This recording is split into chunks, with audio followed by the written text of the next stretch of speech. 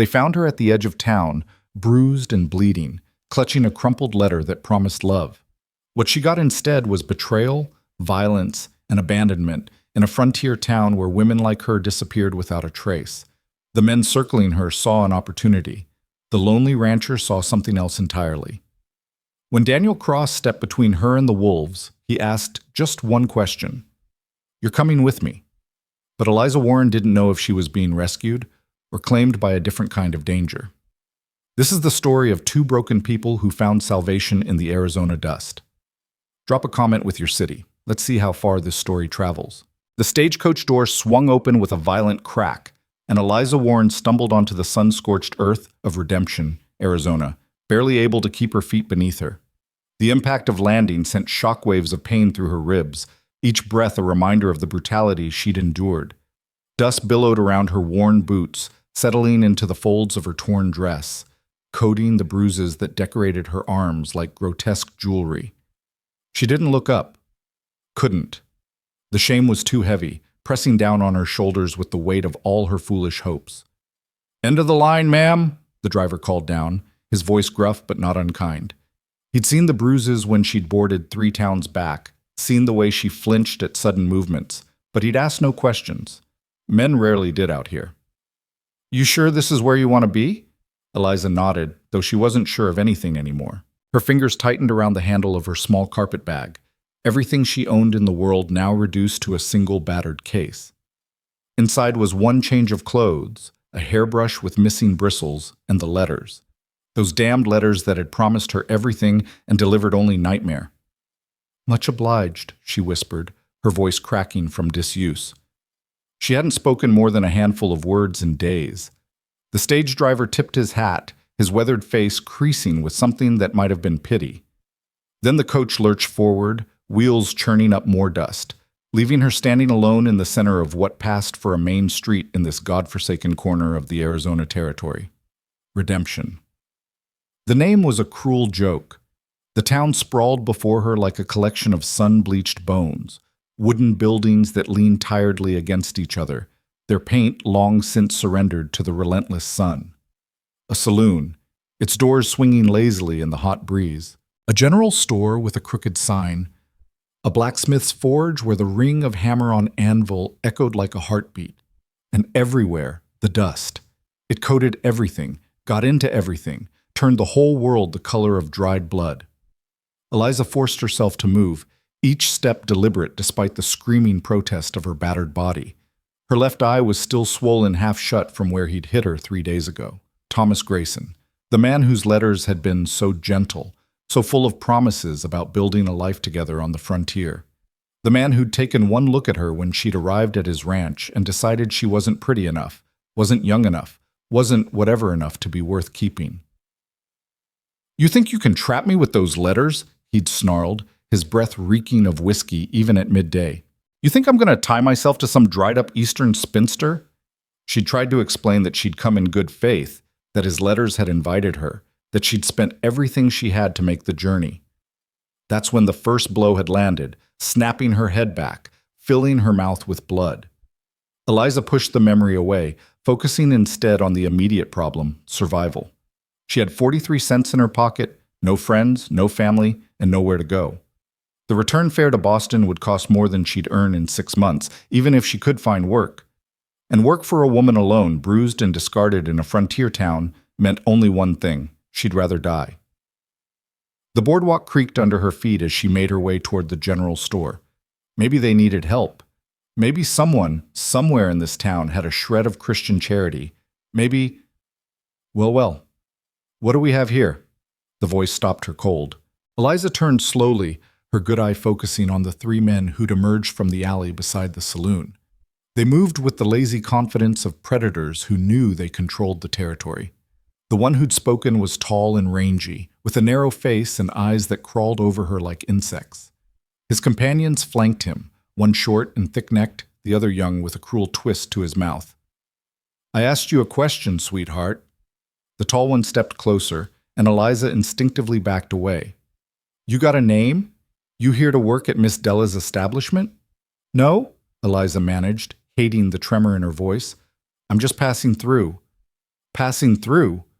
The short one laughed, a sound like rocks grinding together. On foot? With a black eye and no horse? Sure you are. Please, Eliza said, clutching her bag tighter. I don't want any trouble. Trouble? The young one grinned, showing tobacco-stained teeth. We ain't trouble, lady. We're hospitality. Name's Jake, and these here are my business partners, Frank and Otis. We're what you might call the welcoming committee for ladies arriving in redemption. Eliza's stomach turned to ice. She'd heard about towns like this, where women without protection were considered fair game, where the law looked the other way if you had the right friends or the right amount of money. I'm meeting someone, she lied desperately. My husband. He'll be here any moment. Frank, the tall one, took another step forward. That's so. Then how come you got off that stage looking like someone used you for boxing practice? What kind of husband lets his wife show up alone and beaten? The observation was like a slap. What kind of husband indeed? The kind that didn't exist. The kind she'd been fool enough to believe in. I fell, Eliza whispered, knowing how pathetic it sounded. You fell. Otis, the short one, nodded sagely. Into someone's fist, looks like. Multiple times. Now see, that tells us you got no husband, no protection, no one who gives a damn whether you live or die. The truth of it hollowed her out. He was right. She was completely, terrifyingly alone. The way we see it, Jake continued, moving to cut off her retreat, you got three choices. You can work for Miss Della. She runs a respectable house, all things considered. You can work for us, which would be less respectable but more profitable. Or? Eliza forced the word past the constriction in her throat. Or you can try to make it on your own. Frank's smile was all teeth, no warmth. But I gotta tell you, sweetheart, women like you don't last long out here without protection. Bad things happen. Accidents, misunderstandings. The desert's got a way of swallowing people up. Eliza felt the tears burning behind her eyes, but she refused to let them fall. She wouldn't give these vultures the satisfaction. I need time to think. Time. Otis laughed again. Sure, honey. You got till sundown. That's when folks start getting thirsty, start looking for entertainment. You better have made a decision by then, or the decision gets made for you. They started to close in, forming a loose circle around her. Eliza's heart hammered against her bruised ribs. This was it. She'd escaped one monster only to be devoured by three more. The irony would have been funny if it wasn't so terrifying. The lady said she needs time. The voice cut through the tension like a blade, low, calm, and carrying the kind of authority that made men pause. Eliza's head snapped toward the source. He stood at the edge of the boardwalk, one boot resting on the lowest step, thumbs hooked casually in his belt. Tall, well over 6 feet, with broad shoulders that strained against a faded blue work shirt. His face was weathered by sun and wind, planes and angles that spoke of hard years and harder choices. Dark hair touched with gray at the temples. Eyes the color of storm clouds, currently fixed on Frank and his companions with the kind of steady regard that rattled men who relied on bluster. But it was his stillness that struck Eliza most. He didn't posture or puff up, didn't reach for the gun that rode low on his hip. He just stood there, radiating a quiet, absolute certainty that made the three predators suddenly look like what they were, scavengers, not hunters. This ain't your business, Cross, Frank said, but his voice had lost its swagger. I'm making it my business. The man, Cross, didn't raise his voice, didn't need to. You three are going to walk away. Now! The hell we are. Jake tried to sound defiant, but his hand drifted toward his own weapon. We got as much right to talk to her as anyone. More right than some hermit rancher who barely comes to town twice a year. That would be true, Cross acknowledged, if you were actually talking, but you're not. You're threatening. There's a difference. Otis puffed up his chest. We're just explaining how things work around here. Ain't that right, Frank? Frank was smarter than his companions. Eliza could see him calculating, weighing options, trying to determine if Cross was bluffing. You plan on taking on all three of us, Cross? That seems awful ambitious for a man alone. Won't need to take on all three. Cross's expression didn't change. You're the smart one, Frank. You'll walk away. Jake there is stupid enough to try something, which means I'll have to break his arm. Otis will probably run. That sound about right? The casual assessment, delivered without heat or aggression, somehow made it more menacing. Jake bristled, his hand closing around his gun handle. Try it, Cross said softly. Please. Something in his tone, in those storm-gray eyes, stopped Jake cold. This wasn't a man who made idle threats. This was someone who'd done violence before and would do it again without hesitation or regret. Frank made his decision. Come on, boys, let's get a drink. We can check back with the lady later, see if she's had time to think things through. Frank, Jake started to protest. I said let's go. Frank grabbed Jake's arm, pulling him back. Ain't worth it. They retreated toward the saloon, Jake shooting venomous looks over his shoulder, Otis hurrying to keep up. Eliza watched them go, her whole body trembling with delayed fear and something else, a fragile, dangerous thing that might have been hope. Cross waited until they disappeared through the saloon doors before turning his full attention to her. Up close, Eliza could see the lines carved deep around his eyes and mouth, the scar that bisected his left eyebrow, the rough calluses on his hands. This was a man who worked hard, lived hard, and didn't waste words. You hurt? He asked. The question was so direct, so devoid of the false sympathy she'd encountered, that it took her off guard. I've been worse. It was a lie, but a small one. His eyes tracked over the visible bruises, the split lip, the way she held her ribs. He didn't comment, but she saw the tightening around his mouth. You got somewhere to stay? Eliza shook her head. Not yet. I just arrived. Family? Friends? Another head shake. Speaking felt like exposing wounds, but there seemed little point in lying to a man who'd just saved her from immediate danger. No one. Cross was silent for a long moment, his gaze moving past her to the general store, the church at the far end of town, the scattered buildings that made up Redemption. When he looked back at her, something in his expression had shifted, not quite softened, but become more thoughtful. Those men won't stay gone long, he said. Frank's got enough sense to wait, but Jake's the type who nurses grudges. Come sundown, they'll be looking for you again. I know. Eliza's voice came out smaller than she'd intended. I'll figure something out. Will you? It wasn't a challenge, just a question. You got money? The bluntness should have offended her, but somehow it didn't. There was no judgment in his tone, just pragmatism. Not much. Not enough.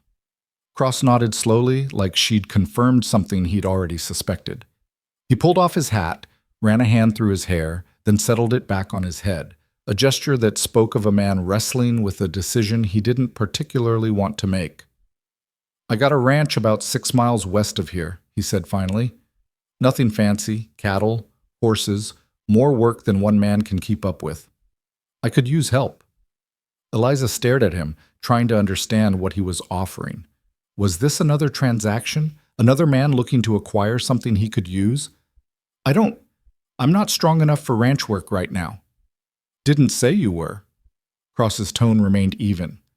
Said I could use help. Cooking, mending, general upkeep. Things that need doing, but I don't have time for. You'd have your own room, food, wages when you're back on your feet. No obligation beyond honest work. It sounded too good to be true. Eliza had learned painfully that things that sounded too good to be true usually were. Why? Why what? Why help me? You don't know me. I could be anyone, could be trouble. Cross's mouth twitched. Not quite a smile, but close. Lady, you got trouble written all over you, but it's the kind that got done to you, not the kind you caused. There's a difference. You can't possibly know that. Can't I? He met her eyes directly, and Eliza felt the weight of that gaze, the assessment happening behind it. You're scared but not broken. Hurt but still standing. You got off that stage alone, beaten half to death, in a town where you knew no one, with barely enough money to eat. You could have stayed wherever you came from, let whoever did that to you keep doing it. But you left. That tells me what I need to know. Eliza felt something crack open inside her chest, some frozen place she hadn't realized had gone numb. When was the last time someone had looked at her and seen strength instead of weakness? When had anyone offered help without demanding something in return? I won't. She had to stop, swallow hard against the emotion climbing her throat. I can't be what you might be expecting. Cross's expression didn't change, but something flickered in his eyes. Understanding, maybe, or recognition. I'm not expecting anything except honest work for honest wages. You want the job or not? Just like that? Just like that. Eliza looked back toward the saloon, where she could see shadows moving behind the grimy windows. Frank and his friends, waiting, watching. She thought about the 43 cents in her pocket, about the long, dark night ahead, about the reality of being a woman alone in a place like Redemption. She thought about Thomas Grayson's fists, about his cruel laughter when she'd pleaded with him to honor his promises, about the casual way he'd told her to get out, to die quietly somewhere he wouldn't have to see it. And she thought about this stranger, Daniel Cross, who'd stepped between her and danger without being asked, who offered work instead of ownership, who looked at her bruises and saw survival instead of shame. It might be a mistake. Probably was. But it was her mistake to make. I'll come, Eliza said. But I need you to understand something. This isn't... You're not mine, Cross finished for her, his tone matter-of-fact. You're not anyone's. You're a woman who needs work and a place to heal. I'm offering both. That clear enough? Eliza nodded, not trusting her voice. Good. Cross gestured toward a horse hitched at the rail, a big sorrel gelding with intelligent eyes. Can you ride? Not well. You'll ride with me then. We'll get your things. That all you got? Eliza glanced down at her carpet bag. Yes. Travel light, smart. He moved to the horse, checking the saddle with practiced efficiency. We got about 2 hours of good light left. That'll get us home before full dark. Home. The word caught Eliza off guard, sent an unexpected ache through her chest. She couldn't remember the last time anywhere had felt like home. Cross swung up into the saddle with the ease of someone who'd spent more time on horseback than on foot, then extended his hand down to her. Eliza hesitated only a moment before taking it. His grip was warm, calloused, absolutely steady. He pulled her up behind him without apparent effort, settling her on the horse's broad back. Hold on, he said. Don't have to grip tight, just enough to keep your seat. Eliza wrapped her arms awkwardly around his waist, hyper-aware of the solid warmth of him, the way his body moved with the horse as they started forward. Every instinct screamed at her to be afraid, to mistrust, to protect herself. But exhaustion and hope and desperate need all tangled together into something that felt dangerously close to trust. As they rode past the saloon, Eliza saw Frank and Jake standing at the window, watching. Jake's face was twisted with anger, but Frank's was thoughtful, calculating. This wasn't over. She knew that with bone-deep certainty. Men like that didn't forget or forgive perceived slights. But that was a problem for another day. Right now, the horse beneath her moved with a steady rhythm, carrying her away from the town and its immediate dangers. The sun was beginning its descent toward the horizon, painting the desert in shades of gold and amber. The heat was finally breaking, replaced by the first cool whispers of evening. Cross didn't speak as they rode, and Eliza was grateful for the silence. It gave her time to think, to wonder what she'd agreed to prepare herself for whatever came next. The desert opened up around them, vast, harsh, beautiful in its own terrible way. Mountains rose in the distance like ancient sentinels. Saguaro cacti stood with their arms raised toward the sky, and the earth was dotted with scrub brush and the occasional twisted mesquite tree. It was nothing like Boston, with its brick buildings and crowded streets and the constant press of humanity. Nothing like the farm she'd grown up on in Vermont, with its green hills and stone walls and the weight of family expectation. This was something else entirely, a land that demanded everything and promised nothing, that killed the weak and tempered the strong. The thought should have terrified her. Instead, Eliza felt something shift inside her chest, some locked door creaking open. Maybe this was exactly what she needed, a place where the past didn't matter, where she could build something new from the ashes of her foolish dreams. Or maybe she was riding toward another disaster, trusting another man who'd turn out to be a wolf in different clothing. Time would tell. The ranch appeared as the sun touched the horizon, a low-slung house of weathered wood and stone built into the side of a small rise. Corrals stretched out to one side, currently empty. A barn stood at a distance, its door hanging slightly crooked. Chickens pecked in a fenced yard. A windmill turned lazily in the evening breeze, creaking with each rotation. It wasn't much, but it was clean, well-maintained in a practical sort of way, and blessedly isolated. The nearest neighbor was probably miles away. Cross reined in the horse near the house and dismounted, then helped Eliza down. Her legs wobbled when her feet hit the ground. Too many hours traveling, too much pain, too many emotions she'd been holding at bay. Easy, Cross said, his hand steadying her elbow. When's the last time you ate? Eliza had to think about it. Yesterday morning. Maybe. He made a sound low in his throat that might have been disapproval. Come on. Food first, then I'll show you where you'll sleep. The house was simple but solid. One main room that served as kitchen and living area, two smaller rooms branching off. The furniture was rough-hewn but sturdy. A stone fireplace dominated one wall. The whole place had the slightly neglected air of a home occupied by someone who spent more time working than living. Cross moved to the kitchen area with the efficiency of someone used to taking care of himself. He stirred up the fire in the cook stove, set a pot of what looked like stew to warm, sliced bread that was only slightly stale. Sit, he said, gesturing to the table. Eliza sat, watching him work. There was something mesmerizing about his movements, economical, sure, without wasted motion. This was a man comfortable in his space, his body, his choices. When he set the bowl of stew in front of her, the smell alone nearly made her weep. She hadn't realized how hungry she was until food appeared before her. She tried to eat slowly, maintain some dignity, but her body had other ideas.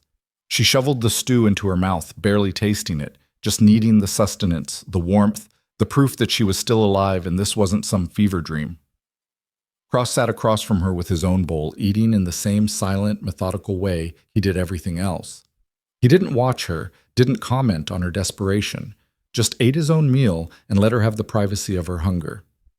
When Eliza finally pushed back the empty bowl, she felt almost human again. The food sat warm in her belly, grounding her, giving her strength to face whatever came next. Thank you, she said quietly. Cross nodded, gathering the bowls. There's more if you want it. I'm fine. More than fine. He pumped water into a basin, began washing the dishes. Eliza started to rise, to help, but he waved her back down. You need rest more than I need help with dishes. You said you needed help. I should... Tomorrow. Cross's tone left no room for argument.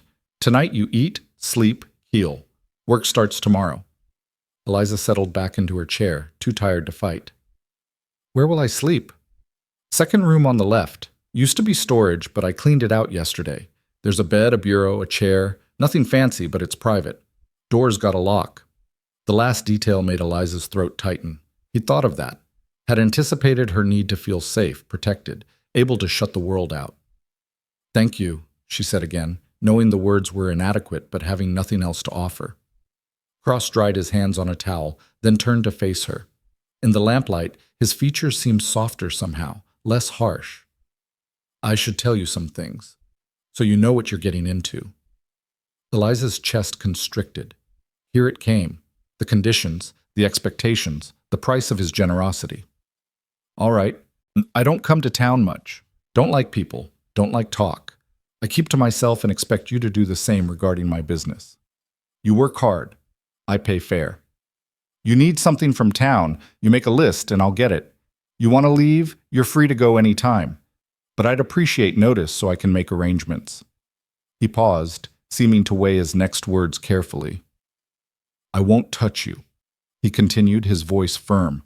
Won't expect anything from you beyond the work we agree on. Your room is yours. Your person is yours. I'm offering employment, nothing more. That understood? Eliza stared at him, searching his weathered face for signs of deception, for the crack in the facade that would reveal the truth beneath. But all she saw was tired sincerity and a bone-deep weariness that matched her own. Why? She asked again, because she needed to understand. Why do this for a stranger? Cross was quiet for a long moment. When he finally spoke, his voice was low, rough, with something that might have been old pain. Because once, someone needed help and didn't get it. And I've regretted it every day since. The admission hung in the air between them, raw, honest, painful. Eliza understood then that she wasn't the only one carrying scars. Whatever Daniel Cross's story was, it had marked him as surely as Thomas Grayson's fists had marked her. "I'll work hard," she promised. "I'll earn my keep." "I know you will." Cross picked up a lamp. "Come on, I'll show you your room." The room was small but clean, just as he'd described. A narrow bed with a worn quilt, a simple bureau, a chair by the window. And yes, a lock on the door. Eliza set her carpetbag on the bureau, then turned to find Cross still standing in the doorway, the lamplight casting his shadow long across the floor. "Morning comes early," he said. "I'll wake you at first light. We'll talk about what needs doing over breakfast. I'll be ready." He nodded, started to leave, then paused. "Eliza?" It was the first time he'd used her name. She wasn't sure she'd even told him what it was. Maybe the stage driver had, or maybe he'd just heard her thinking it. "Yes?" "You're safe here. Whatever you're running from, whatever happened before, it doesn't follow you through that door. My word on it." Eliza felt the tears she'd been holding back since stepping off that stage finally spill over. She turned away quickly, not wanting him to see, but his voice stopped her. "It's all right to cry," Cross said gently. "The desert's good at keeping secrets." Then he was gone, pulling the door closed behind him, leaving her alone in the lamplight with her tears and her terror and the first fragile threads of something that might, eventually, become peace. Eliza sank onto the bed, her whole body shaking with silent sobs. She cried for the girl she'd been, who'd believed in pretty letters and promises. She cried for the woman she'd become, beaten and discarded like trash. She cried for all the years of loneliness that had driven her west, for the desperate hope that had sustained her through the journey, for the brutal crushing of that hope. But beneath the grief, something else was stirring, something harder, fiercer. She'd survived Thomas Grayson. She'd survived Frank and his predators. She'd found, against all odds, a place to rest and a person willing to offer help without demanding her soul in payment. Tomorrow she would work, would prove herself, would begin building whatever came next from the broken pieces of what came before. Tonight, she would simply survive. Eliza stood, moved to the window. The desert stretched out under the rising moon, silver and shadow, beautiful and deadly. Somewhere out there her past waited. Thomas Grayson in his ranch house, Frank and his friends in their saloon, all the violence and cruelty that had brought her to this moment. But in here, behind this locked door, she was safe. For now, that was enough. She undressed carefully, wincing at each movement, cataloging the damage to her body. The bruises would fade. The cuts would heal. The fear would take longer, but even that would eventually recede. She slipped into the bed, pulling the worn quilt up to her chin. The mattress was lumpy but clean, the pillow soft enough. Through the walls she could hear the faint sounds of Cross moving around, the creak of floorboards, the clink of metal, the small domestic noises of a man settling in for the night. The sounds should have frightened her. Instead, they were oddly comforting. Proof that she wasn't alone, that another human being existed in this isolated place, that the world held more than just violence and abandonment. Eliza closed her eyes, and for the first time in weeks, maybe months, she let herself relax. Not completely.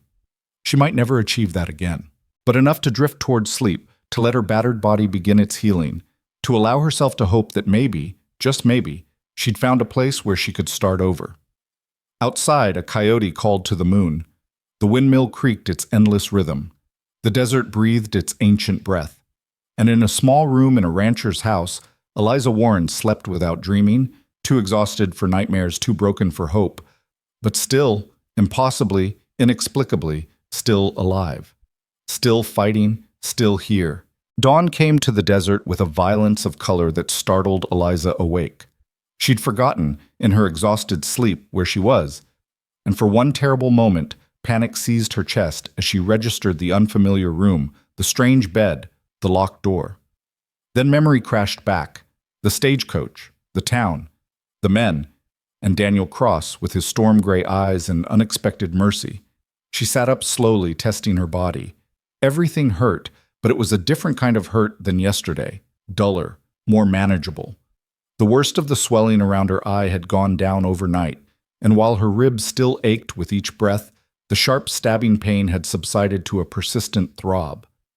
Outside her window, the world was painted in shades of rose and gold, the sun just beginning to crest the distant mountains. The air carried the cool promise of morning before the heat would descend like a hammer.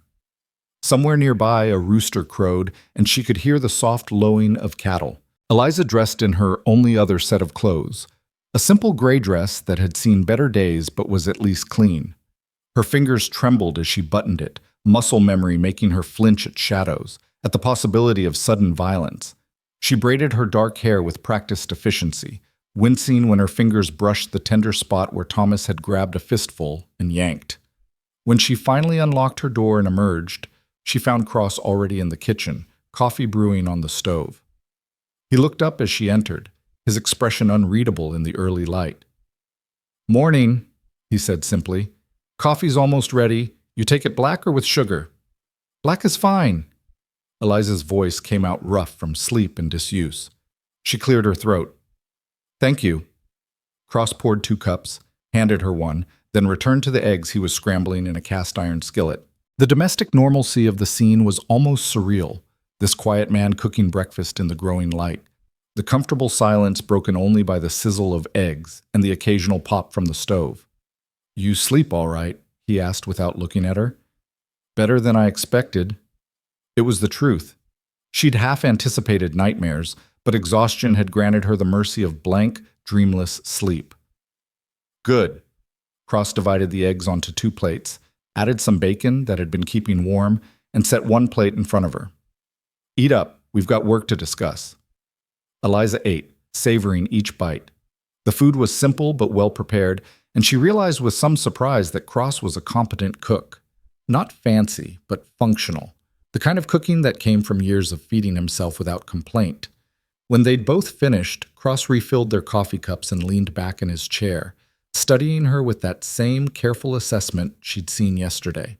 It should have made her uncomfortable, but there was nothing predatory in his gaze, just evaluation, like a man considering how best to use a new tool. "I wasn't lying about needing help," he said finally. "Place has gone to hell since I've been running it alone.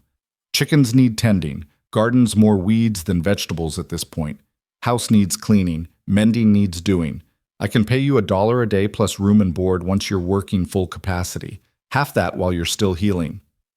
$1 a day was generous, more than most women could expect for domestic work. Eliza felt something loosen in her chest. "That's more than fair." "Fair is fair. You work hard, you earn it." Cross took a sip of coffee, his eyes never leaving her face. "But I need to know if you're up for it. Need honest answer, not what you think I want to hear." Eliza considered the question seriously. Her body was battered, but not broken. She'd worked through worse: childhood illnesses, harsh winters on her family's farm, the grinding exhaustion of years as a seamstress in Boston's garment district. Pain was something she knew how to manage. "I can work," she said. "Maybe not full capacity today, but I can start. Show me what needs doing." Something that might have been approval flickered across Cross's weathered features. "All right then, we'll start easy, build up. Today you handle the chickens, feeding, collecting eggs. There's a garden plot behind the house that needs weeding if you're up for it. Inside work can wait till you're steadier on your feet." "I can do that." "Figured you could." Cross stood, gathering their plates. "One more thing. You see anyone coming up the road? Anyone at all? You come get me immediately. Don't answer the door, don't go out to greet them, just find me. Understood?" The seriousness in his tone made Eliza's stomach clench. "You think they'll come here? Frank and the others?" "Frank's got enough sense to leave well enough alone, probably, but Jake's the type who doesn't like being embarrassed. And word travels fast in small towns. People will talk about me bringing you here." Cross met her eyes directly. "I can handle whatever comes, but I need to know it's coming. So you see anyone? You tell me." Eliza nodded, her mouth suddenly dry.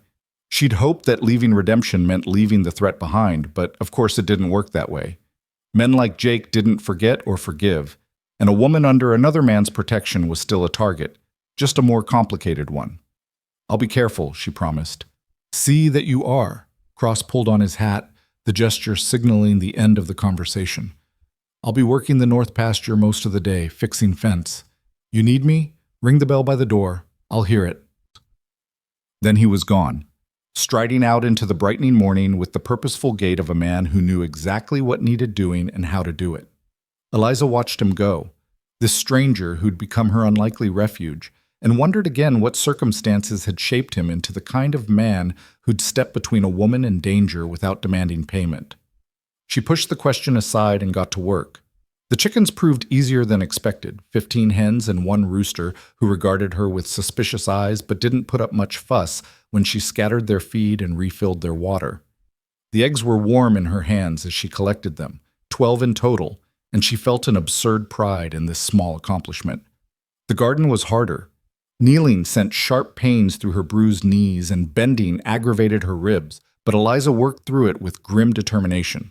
The weeds came up easily enough in the soft earth, and beneath the tangle of unwanted growth she found tomato plants struggling toward the sun, beans climbing their supports, squash vines spreading with wild abandon. Someone had planted this garden with care, had tended it once, but that had been weeks ago, maybe months. Now it was half wild, reclaiming itself. Eliza worked methodically, pulling weeds, checking plants, her hands remembering the rhythm of farm work from her childhood. The sun climbed higher, the heat building.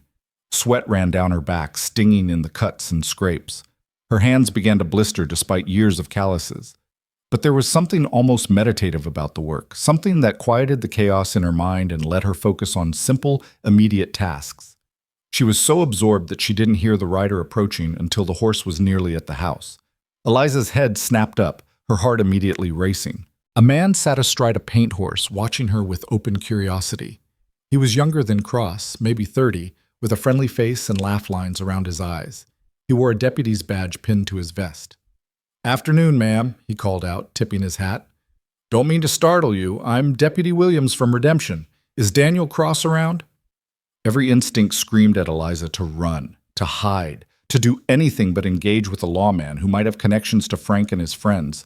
But Cross's instructions had been clear. Get him. Don't engage. "I'll fetch him," she managed, already backing toward the house. "Wait here, please." She didn't wait for a response, just turned and ran, or tried to, her battered body protesting the sudden movement. The bell by the door was an old farm bell, and when she yanked the rope, it clanged loud enough to wake the dead. Cross appeared within minutes, emerging from the direction of the north pasture at a ground-eating lope. He took in the scene at a glance, the deputy, Eliza's obvious distress, and his expression hardened into something flat and dangerous. "Williams?" he said, his tone neutral but carrying an edge. "This official business?" The deputy's friendly demeanor dimmed slightly at Cross's cold reception. "Official enough. Sheriff wanted me to check on something. There's been some talk in town about you bringing home a woman yesterday. Beat up pretty bad, folks said. Just wanted to make sure everything's all right out here." "Everything's fine." Cross positioned himself between the deputy, Gway, and Eliza, a human shield. "Miss Warren is working for me. Any other questions?" Williams shifted in his saddle, clearly uncomfortable. "Look, Cross, I'm just doing my job. There's been some concerns raised. Thomas Grayson came into town this morning, filed a complaint. Says a woman matching her description is his mail-order bride, that she ran off owing him money." Eliza felt the blood drain from her face. Of course Thomas would come after her. Of course he'd use the law to do it. Men like him always found a way to make themselves the victim. "That true?" Cross asked, his eyes finding Eliza's. There was no judgment in his gaze, just a question. "I answered his advertisement," Eliza said, forcing the words past the constriction in her throat. "I paid my own passage west. His letters promised marriage and a home. When I arrived, he decided I wasn't suitable. Then he beat me and told me to leave. I owe him nothing." Williams looked troubled. "Grayson tells it different. Says you were promised money for household expenses, that you took off with it." "That's a lie." Eliza's voice shook with anger now, not fear. "I have 43 cents to my name. Everything I owned fit in one bag. He can't prove otherwise because it's not true." "She's calling him a liar, deputy." Cross's tone was deceptively mild. "You calling her one?" I'm not calling anyone anything, Williams protested. I'm just saying there's a complaint on file. Grayson wants his property back. Property? The single word from Cross dropped like a stone into still water. You just called her property, Williams. The deputy had the grace to flush. That's how he termed it in his complaint. Look, I'm not saying I agree with... Then what are you saying? Cross took a step forward, and despite the deputy being mounted and armed, it was Williams who looked nervous. You saying you're here to drag her back to a man who beat her? That what law and order looks like in redemption these days? I'm saying there's a complaint, and I have to investigate it. That's how the law works, Cross. You of all people should understand that. Something flickered across Cross's face at that comment, something dark and painful that was quickly suppressed. I understand the law just fine. I also understand that a woman can't be property, that a complaint without evidence is just words, and that you've now investigated and found nothing wrong. Miss Warren is employed here of her own free will. She's not going anywhere unless she chooses to. That answer your questions? Williams was silent for a long moment, his gaze moving between Cross and Eliza. Whatever he saw seemed to satisfy some internal calculation. I'll put it in my report that I found her well and working voluntarily. But Cross, you should know, Grayson's not going to let this go. He's got friends, got influence. This could become a problem. Let it. Cross's voice was flat, final. He wants to come out here and discuss it man to man. He's welcome to try. Otherwise, you tell him to leave well enough alone. The deputy nodded slowly. I'll tell him. Don't know if he'll listen. His eyes found Eliza again, and his expression softened. Ma'am, you need help. Real help. Sheriff's office is open.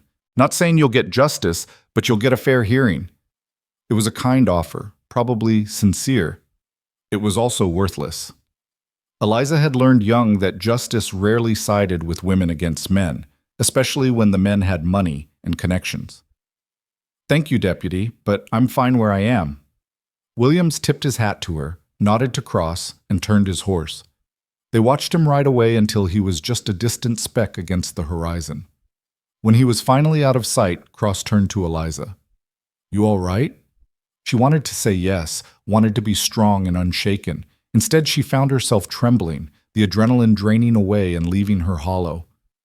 He's going to keep coming, Thomas. One way or another, he won't stop. Probably not, Cross agreed. Men like that don't like losing, even when it's something they didn't want in the first place. It's about control, about winning. So what do I do? Cross was quiet for a moment, his eyes on the distant mountains. When he spoke, his voice carried a weight of experience, of hard lessons learned. You stand your ground. You don't run again because running just proves your prey. You stay, you work, you build something here.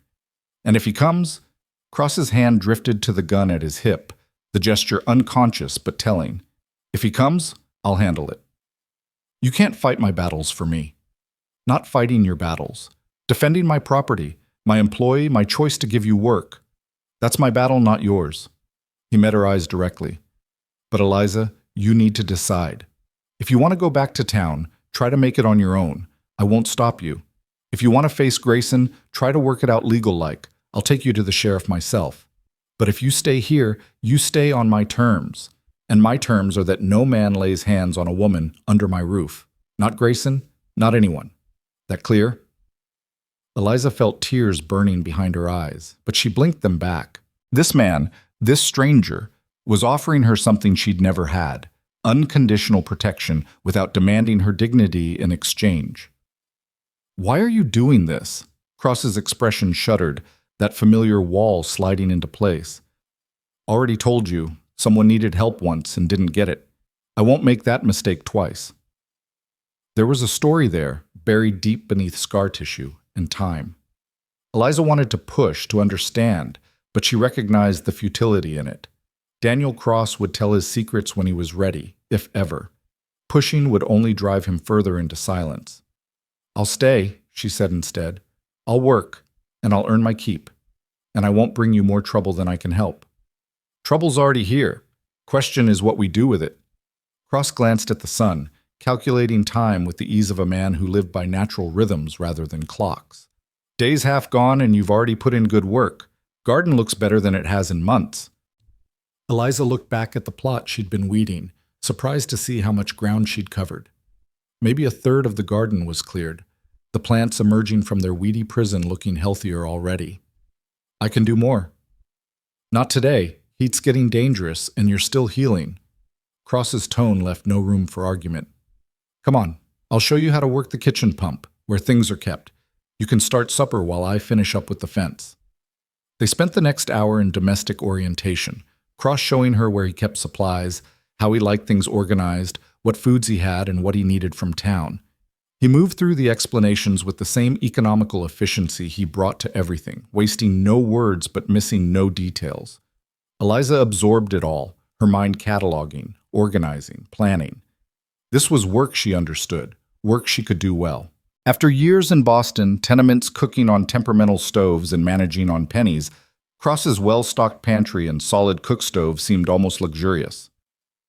I'll need to go to town tomorrow, Cross said as he prepared to head back to his fence work. Get some supplies, check on a part for the windmill. You want to come or you want to stay here? The question caught Eliza off guard. She'd assumed he'd want her hidden, kept away from prying eyes and wagging tongues. Which would you prefer? Not about what I prefer, about what you're comfortable with. Cross pulled his hat down against the sun. You come. You'll face talk. People staring, whispers, maybe worse if Frank or his boys are around. You stay. You're alone out here for a few hours. Both got risks. Eliza considered. The thought of facing Redemption's judgment made her stomach turn. But hiding felt like cowardice, like admitting shame for things that weren't her fault. I'll come. Better to face it now than have it build up. Cross nodded, unsurprised. Figured you'd say that. We'll leave early. Be back before afternoon heat. Stay close to me in town. Don't engage with anyone if you can help it. Someone gives you trouble, you walk away. I'll handle it. You can't fight the whole town. Won't have to. Most folks are decent enough, just nosy. It's only a few who'll cause actual problems. He paused at the door, his hand on the frame. Eliza, what Williams said earlier about me understanding the law, you wonder about that? She had, but hadn't planned to ask. It's your business. It is. But if we're doing this, if you're staying, you should know what you're getting into. Cross's expression was unreadable, but his voice carried an edge of something that might have been old pain. I'll tell you the whole story sometime. Not today, but soon. Fair? Fair, Eliza agreed, though curiosity burned through her. Cross left her then, returning to his work. Eliza watched him go, this complicated man who offered protection and demanded honesty, who kept his own secrets while asking her to trust him. She should probably be more wary, more suspicious, but exhaustion and desperation had worn away her ability to second-guess every kindness. She turned her attention to supper instead, losing herself in the familiar rhythm of cooking. Cross had venison that needed using, potatoes, carrots, an onion. She made stew, letting it simmer slowly, building flavor. She baked biscuits using sourdough starter she found in the pantry, the smell of bread filling the small house with warmth and comfort.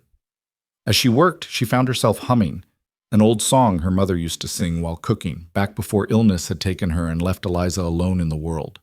The memory should have hurt, but instead it felt almost peaceful, like a connection to something good that had existed before everything went wrong. The afternoon passed in quiet domesticity. Eliza cleaned the kitchen, did mending on some of Cross's shirts that were worn but salvageable, swept the floors. Simple tasks, but each one felt like a small reclamation of normalcy, of purpose.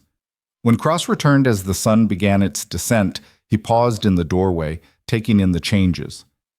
The house was cleaner, more organized. The smell of cooking filled the air. Eliza had set the table with care, had put wildflowers in a jar as a centerpiece. "Smells good," he said simply, but she saw the appreciation in his eyes, not just for the food, but for the effort, the care, the small touches that transformed a house into something almost like a home. They ate in companionable silence, the day's work leaving them both tired but satisfied. When the meal was done, Cross helped clean up. He washed, she dried, the rhythm as natural as if they'd been doing it for years instead of one day. "You did good work today," Cross said as he hung up the dish towel. "Garden's coming back to life, house looks better, food's the best I've had in months. You keep this up, you'll earn every penny I'm paying you."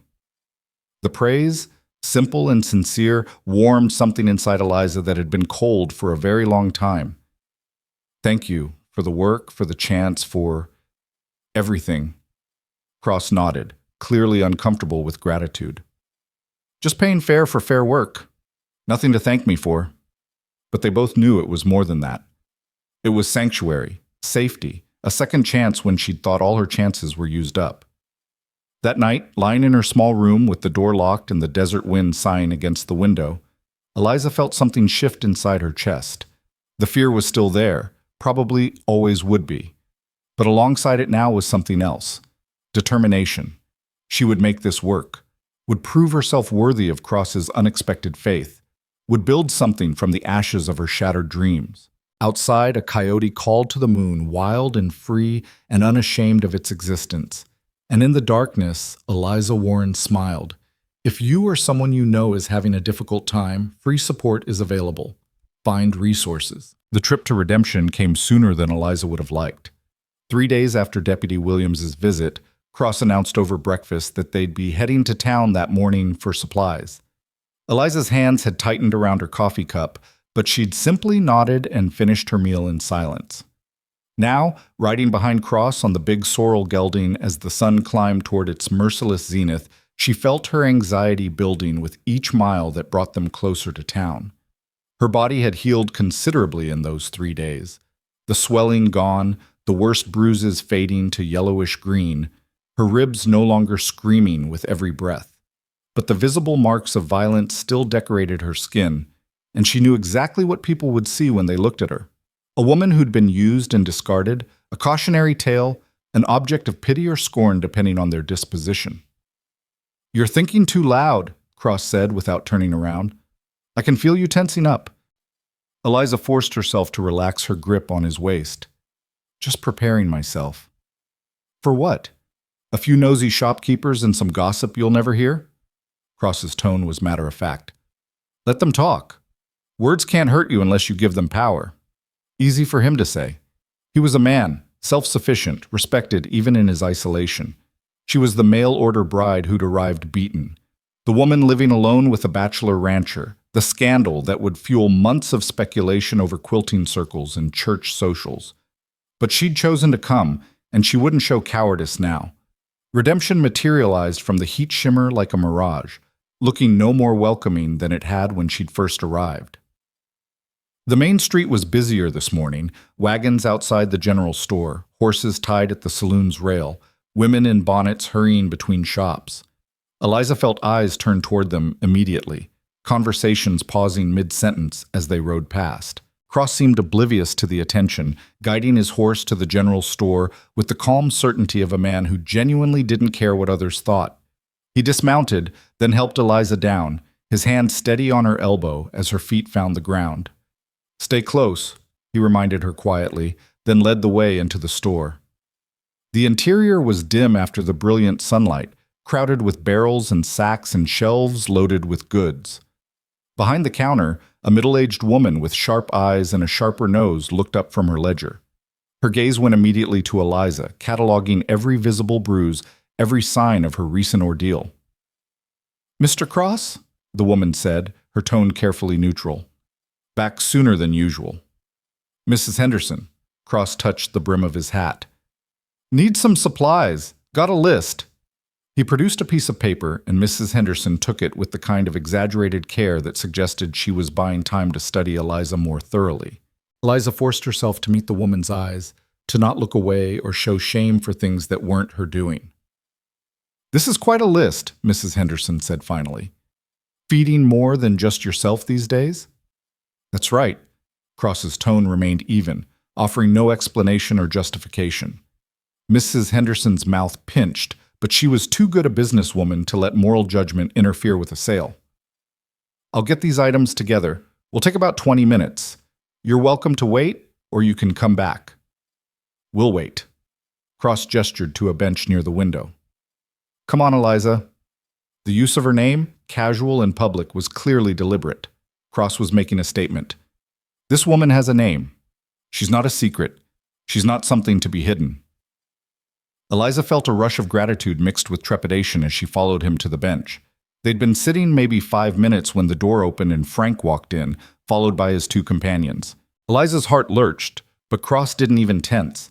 He just sat there, calm as still water, watching the three men with the same mild interest he might give to clouds passing overhead. Frank saw them immediately. His eyes narrowed, and he ambled over with the lazy confidence of a man on his own territory. "Well now, look who decided to come back to town. How you doing, sweetheart? Cross treating you right?" "Don't talk to her," Cross said quietly. "Talk to me if you got something to say." "Touchy." Frank grinned, but there was no humor in it. "I'm just being neighborly, making sure our new resident is settling in all right. Ain't that what decent folks do?" "Decent folks mind their own business." Jake stepped forward, his hand resting on his gun. He'd been nursing his grudge. Eliza could see it in his eyes, the anger at being backed down, the need to reassert dominance. "You got a lot of nerve, Cross. Coming into town, flaunting your whore like she's respectable." The word hung in the air like poison. Eliza felt it strike her chest, felt the old shame trying to take root. But before she could react, Cross was on his feet, moving with a speed that belied his size. He didn't draw his gun, didn't even raise his voice. He simply stepped into Jake's space, close enough that the younger man had to crane his neck to maintain eye contact. "Apologize," Cross said softly. "Right now." Jake's bravado faltered. Up close, faced with Cross's absolute certainty and controlled violence, he looked suddenly young and scared. "I didn't mean—" "Apologize to the lady, not to me." Jake's eyes darted to Frank, seeking support, but Frank was backing away, recognizing the danger his friend was too stupid to see. Otis had already disappeared entirely, probably waiting outside. I apologize, ma'am," Jake muttered, the words dragged out like splinters. "Didn't mean no disrespect." "Yes, you did," Cross corrected, "but you won't do it again. Will you, Jake?" "No, sir." "Good." Cross stepped back, giving the young man room to breathe. "Now get out, and take your friends with you." Jake practically ran for the door. Frank followed more slowly, pausing to tip his hat to Mrs. Henderson. "Ma'am, always a pleasure." When they were gone, the store seemed to exhale. Mrs. Henderson had stopped gathering supplies to watch the confrontation, and now she regarded Cross with something that might have been respect. "That boy's going to cause you trouble," she observed. "Probably." Cross returned to the bench, settling beside Eliza as if nothing had happened. But not today. Mrs. Henderson made a sound that might have been agreement or disapproval, then went back to filling the order. Eliza sat frozen, her mind replaying the moment Cross had stepped forward, the quiet authority in his voice, the way Jake had crumbled like wet paper. She'd seen violence enough to recognize a man capable of it, but this was different. Cross hadn't threatened, hadn't blustered. He'd simply made clear what he would and wouldn't tolerate, and backed it with the certainty that he could enforce those boundaries. "You didn't have to do that," she said quietly. "Yes, I did."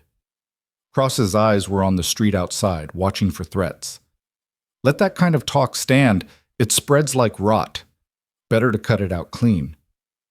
People will always say, question is whether you give a damn." He glanced at her, his expression softening slightly. "You done nothing wrong, Eliza. Nothing to be ashamed of. You remember that." She wanted to believe him, wanted to carry herself with that same unshakable certainty, but a lifetime of being told she was less than, unwanted, disposable, didn't evaporate in a week of kindness. Mrs. Henderson finished gathering the supplies, and Cross loaded them into saddlebags while Eliza waited by the horse. A few townswomen passed, their whispers just loud enough to be heard. Shameful, improper. What kind of woman? Eliza kept her eyes forward, her spine straight, refusing to let them see her crumble. They were preparing to leave when a familiar figure emerged from the land office across the street. Thomas Grayson, looking prosperous in a new jacket, his face ruddy with good living and self-importance. He saw Eliza immediately, and his expression twisted with something ugly. "You!" he called out, crossing the street with long strides. "You got some nerve showing your face in town." Cross moved between them instantly, a human wall. "Keep walking, Grayson." "The hell I will. That's my property you're harboring." Thomas jabbed a finger toward Eliza. "She owes me for her passage, for the time I wasted on her worthless hide. I want compensation." She owes you nothing, and she's not property. Cross's voice remained level, but there was steel beneath the calm. Now walk away while you still can. Thomas's face flushed darker. He was a big man, used to intimidating others with size and bluster. You threatening me, Cross. You know who I am. I got friends, got influence. I can make things very difficult for you. You're welcome to try. I filed a complaint with the sheriff, had my lawyer draw up papers. That woman entered into a contract with me, and she's going to honor it or pay damages. Eliza found her voice, stepping around Cross, despite his attempt to keep her shielded. I have your letters, Thomas, every one of them. They prove you invited me here with promises of marriage and a home. They prove you're a liar. Thomas's eyes narrowed. Letters can be misinterpreted. Besides, you're a woman. Your word against mine, and we both know how that'll play out. Then take it to court, Cross said. Let a judge decide. But until then, she stays where she is, and you stay away from my property. That clear enough for you? Your property? Thomas laughed, the sound mean and mocking. That's rich. Daniel Cross talking about property and law, when everyone knows you're wanted back east for murder, when everyone knows you're running from justice yourself. The words fell like stones into still water. Eliza felt the shock ripple through her, felt the ground shift beneath her feet. She turned to look at Cross, searching his face for denial, for explanation, for something to make this make sense. But Cross's expression had gone blank, carefully neutral in a way that confirmed the accusation more thoroughly than words ever could. That's right, Thomas continued, sensing blood. Your protector's a killer, sweetheart. Murdered a man in cold blood, then ran west to hide. You picked a fine champion. That's enough, Cross said, his voice gone quiet and dangerous. Is it? I don't think so. I think people have a right to know what kind of man is living among them, hiding behind a fake name, and Cross's fist connected with Thomas's jaw with a sound like an axe hitting wood. The bigger man staggered back, surprised, then came up swinging. They went down in a tangle of fists and fury, rolling in the dust while people scattered and someone shouted for the sheriff. Eliza stood frozen, her mind reeling. Murder. Wanted. Running. The words circled like vultures, picking at her fragile sense of security. She'd trusted Cross, had put her life in his hands, and all the while he'd been hiding something this enormous. The fight ended when Deputy Williams and another man pulled them apart. Cross had a split lip and the beginning of a black eye. Thomas was worse, his nose streaming blood, one eye already swelling shut. That's assault! Thomas spat through bloody teeth. I want him arrested. You swung first, Williams said tiredly. Multiple witnesses. Now both of you calm down before I arrest you both for disturbing the peace. He's a murderer, Thomas insisted. His real name is Daniel Crossfield, and there's a warrant for him in Pennsylvania for killing Marcus Thornton. Check your telegrams if you don't believe me. Williams' expression shifted, became more cautious. He looked at Cross with new eyes, reassessing. That true, Cross? Or Crossfield, or whatever your name is? Cross wiped blood from his mouth, his eyes finding Eliza's. What she saw there wasn't guilt or fear, but something that looked almost like resignation, like he'd been waiting for this moment, knowing it would come eventually. We should talk, he said to Williams. Somewhere private. Sheriff's office, now. Williams gestured toward the building at the end of the street. You too, Grayson. We're sorting this out proper. Cross turned to Eliza, and for the first time since she'd met him, she saw uncertainty in his face. Wait at the general store. I'll explain everything, I promise. Just wait for me. Please. Eliza wanted to scream at him, to demand answers immediately, but they were standing in the middle of the street with half the town watching, and whatever explanation he had, she didn't want it delivered as public spectacle. I'll wait, she said, her voice hollow. But you will explain. Everything. I will, I swear it. Then Williams was leading him away, Thomas following with vindictive satisfaction written across his battered face. Eliza stood in the street, dust settling around her, aware of the stares and whispers growing louder now that the drama had a new act. Mrs. Henderson appeared at her elbow, surprisingly gentle. Come inside, dear. No sense standing out here feeding the gossip mill. Eliza let herself be led back into the store, grateful for the dim coolness, the relative privacy, Mrs. Henderson produced a chair and a cup of water without comment, then returned to her work, giving Eliza space to process. Murder. The word kept echoing in her mind. Cross, Daniel Crossfield, had killed a man, had been running from justice when he'd offered her sanctuary. Everything she'd begun to trust, to believe in, suddenly felt unstable, built on foundations of lies. But even as the fear and betrayal churned through her, another part of her mind, the part that had learned to read people through years of survival, replayed every interaction with Cross. His quiet kindness, his respect for her autonomy, the careful way he'd never touched her without permission, never demanded anything beyond honest work, the way he'd stepped between her and danger without hesitation. Did any of that change if he'd killed someone? Did it matter why he'd done it, or what circumstances had driven him to violence? She didn't know. Couldn't know, not without hearing his side of the story. An hour crawled past. Then another. The store grew busier as midday approached, people coming in for supplies and staying to gossip. Eliza caught fragments of conversation, speculation about Cross's past, debate about whether Thomas's accusations were true, wagers on what the sheriff would do. Some voices were sympathetic to Cross, others eager to see him dragged back east for trial. Finally, as the sun reached its peak, Cross emerged from the sheriff's office. He was alone, moving with his usual steady gait, though his face was darker with fresh bruises. He spotted Eliza through the store window and made his way inside. "We need to talk," he said without preamble. "Not here. Back at the ranch." Eliza stood, her legs unsteady. "What happened? Are you under arrest?" "No. Williams telegraphed the Pennsylvania authorities. Turns out the warrant's been withdrawn, but there's still a story that needs telling, and you deserve to hear it." His eyes met hers, and she saw raw honesty there, painful and unflinching. "I should have told you before. That's on me. But I'm telling you now, if you'll listen." Mrs. Henderson cleared her throat. "Your supplies are loaded on your horse, Mr. Cross. Already settled the account." "Thank you, ma'am." Cross touched his hat to her, then offered his arm to Eliza. "Come on, let's go home." The ride back was silent. Tension stretched taut between them. Eliza's mind churned with questions, scenarios, fears. By the time they reached the ranch, her nerves were worn raw. Cross helped her down, then spent a few minutes tending the horse, his movements deliberate and slow. Buying time, Eliza realized, or maybe just gathering himself for whatever confession he was about to make.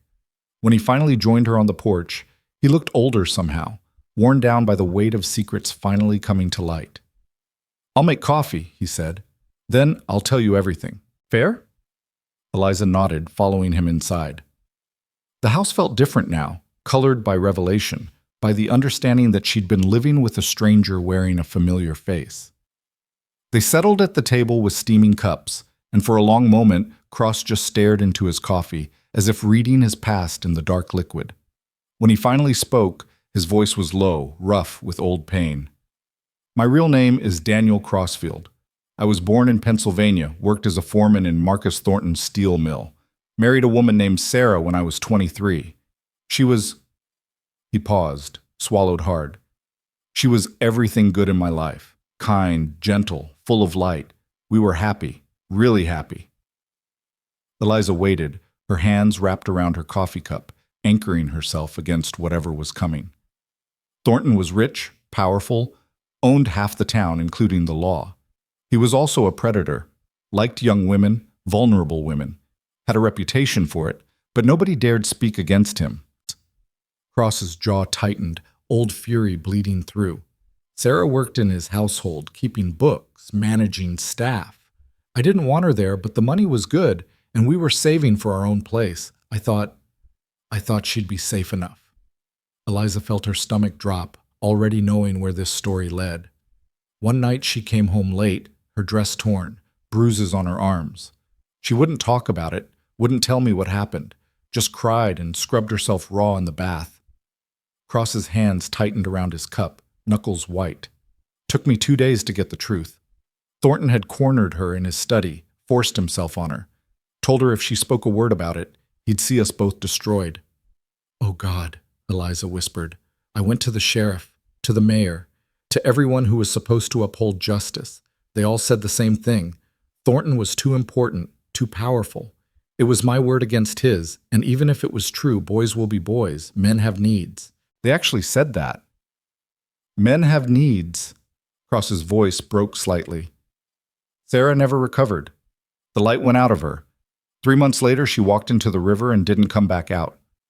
Tears burned in Eliza's eyes. She knew that kind of violation, that soul-deep wound. She'd seen it reflected in her own mirror often enough. They ruled it an accident, wouldn't even acknowledge what Thornton had done, what his crime had cost. So I took justice into my own hands.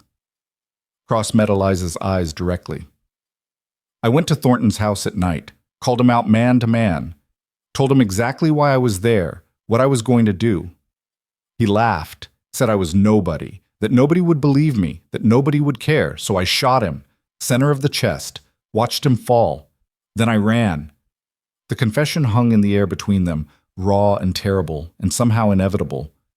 I spent 5 years running, hiding, changing my name, eventually ended up here, figured the frontier was far enough from Pennsylvania that I could build something new. Cross's expression was bleak. But you can't outrun guilt, Eliza. You can't murder a man, even a man who deserves it, and come out clean on the other side. I've lived with that weight every day since. Eliza processed this slowly, fitting pieces together.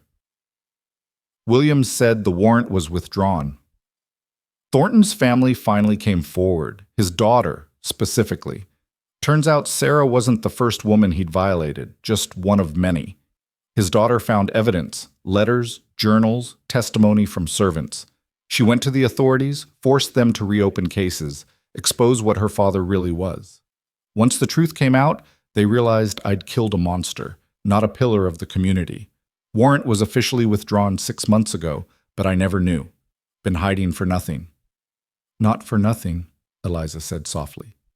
You couldn't have known. Maybe, maybe not. Cross rubbed his face wearily. Point is, you deserve to know before you agreed to stay here. Before you put your trust in me. I'm not a good man, Eliza. I'm a killer. That's the truth of it. Eliza was quiet for a long time, turning everything over in her mind. She thought about Thomas Grayson's fists, about the bruises he'd left, about the casual cruelty he'd shown. She thought about the men in Redemption who'd circled her like wolves, who saw her as prey instead of person. She thought about a system that protected wealth and power over justice and mercy. And she thought about Daniel Cross stepping between her and danger, offering sanctuary without conditions, defending her honor when no one else would. You loved your wife, she said finally, more than life. And when she was violated, when she was destroyed by a powerful man's cruelty, the law did nothing. Nothing that mattered. So you did the only thing left to you. You made him answer for it. Cross's expression was cautious, uncertain where she was going with this. That's one way to put it. It's the truth of it. Eliza leaned forward, her voice steady despite the emotion churning through her. Daniel, I'm not going to judge you for killing a man who raped your wife and drove her to suicide. I'm not going to condemn you for demanding justice when the law refused to provide it. If that makes me complicit in murder, then so be it. You don't understand what you're saying. Don't I? Eliza's laugh was bitter. I came west because a man wrote me pretty letters, then beat me bloody when I didn't meet his expectations. I've been propositioned, threatened, called a whore in the middle of the street. I know exactly what kind of world we live in, where men like Thomas Grayson and Marcus Thornton face no consequences for their cruelty. So forgive me if I don't weep for a rapist who finally met someone who wouldn't let him get away with it. Cross stared at her, something like wonder creeping into his expression. You're not afraid of me. Should I be? Most people would be. I'm not most people. Eliza reached across the table, her hand covering his. You've shown me nothing but kindness and respect. You've protected me, given me work, treated me like a person instead of property. Whatever you did 5 years ago, whoever you were then, that's not who you are now. Isn't it? Cross's voice was rough with emotion. I killed a man in cold blood, Eliza. Premeditated, calculated. I looked him in the eye and pulled the trigger without hesitation. And I don't blame you for it. Does that shock you? Cross was silent for a long moment, his hand turning beneath hers to grip her fingers. It should. It should horrify you. But it doesn't. Eliza squeezed his hand, feeling the calluses, the strength, the tremor of vulnerability he was trying to hide. Maybe that makes me broken too. Maybe we're both just damaged people trying to survive in a world that's done its best to destroy us. But I'm not leaving, Daniel, not because of this. You should think about it. Take time to really consider what it means to. I've had nothing but time to think since we got back. And here's what I know. You're the first person in years who's treated me with genuine kindness, who's seen me as something other than a burden or an opportunity, who's defended my dignity when everyone else was ready to strip it away. Eliza felt tears sliding down her cheeks, but she didn't wipe them away. So you killed a monster. So you ran from an unjust law. So you've been living under a false name. None of that changes who you've been to me. Cross's expression crumbled, years of isolation and guilt finally finding a crack to seep through. I don't deserve that. Don't deserve you believing in me. Maybe not. But you have it anyway. Eliza stood, came around the table, and did something she'd never imagined doing. She put her arms around Daniel Cross and held him while he shook with silent sobs, years of grief and shame finally finding release. They stayed like that for a long time, two broken people holding each other upright, finding in shared pain the beginning of something that might eventually become healing. When Cross finally pulled back, his eyes were red but clearer somehow, like a storm had passed, leaving fresher air behind. Thank you for listening, for understanding, for not running. Thank you for telling me the truth. Eliza wiped her own eyes, managed a shaky smile. Now we both know the worst about each other. What happens next? Cross considered the question seriously. I don't know. But whatever it is, we figure it out together. If you're willing. I'm willing. Eliza felt something shift in her chest, some locked door finally swinging open.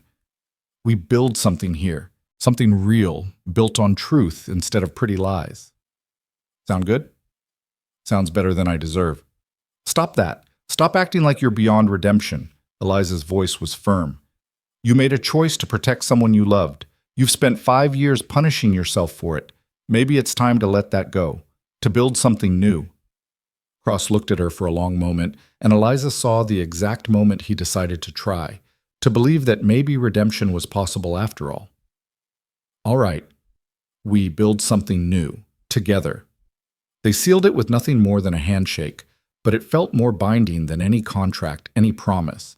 This was partnership, freely chosen, built on the shakiest of foundations, but somehow stronger for it. That night, after a quiet supper and the evening chores, Eliza stood at her window watching the stars emerge in the vast desert sky. Somewhere out there, Thomas Grayson was nursing his wounds and his grudges. Frank and his friends were probably planning their next move. The good people of redemption were sharpening their tongues for weeks of gossip. But here, in this small room in a rancher's house, Eliza felt something she hadn't felt in years. Safe. Not because the danger was gone, but because she'd chosen to face it alongside someone who understood that survival sometimes meant making hard choices. She'd come west looking for a husband, for security, for someone to take care of her. Instead, she'd found a partner, a friend, and a fellow survivor who knew what it meant to carry scars both visible and hidden. It wasn't what she'd planned, but somehow, it was exactly what she needed.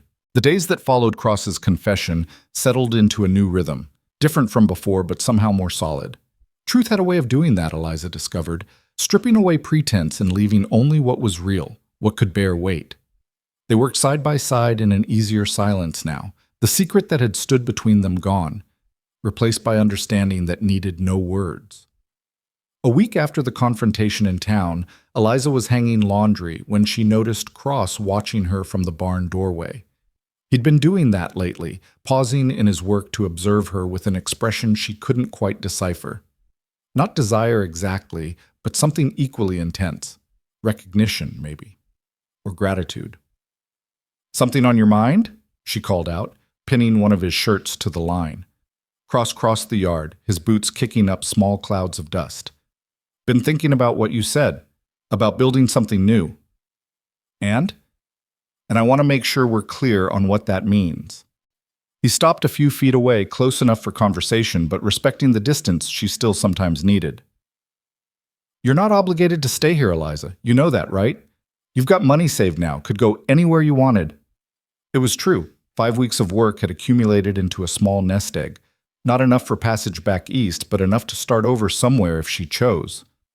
The thought had occurred to her more than once during sleepless nights, usually when the memories of Thomas's fists got too vivid or when the weight of frontier isolation pressed too heavy.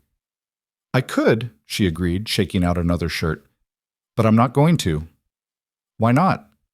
Eliza paused, considering the question seriously. Why was she staying in this harsh land with a man who'd killed another man, building a life from scraps and hope?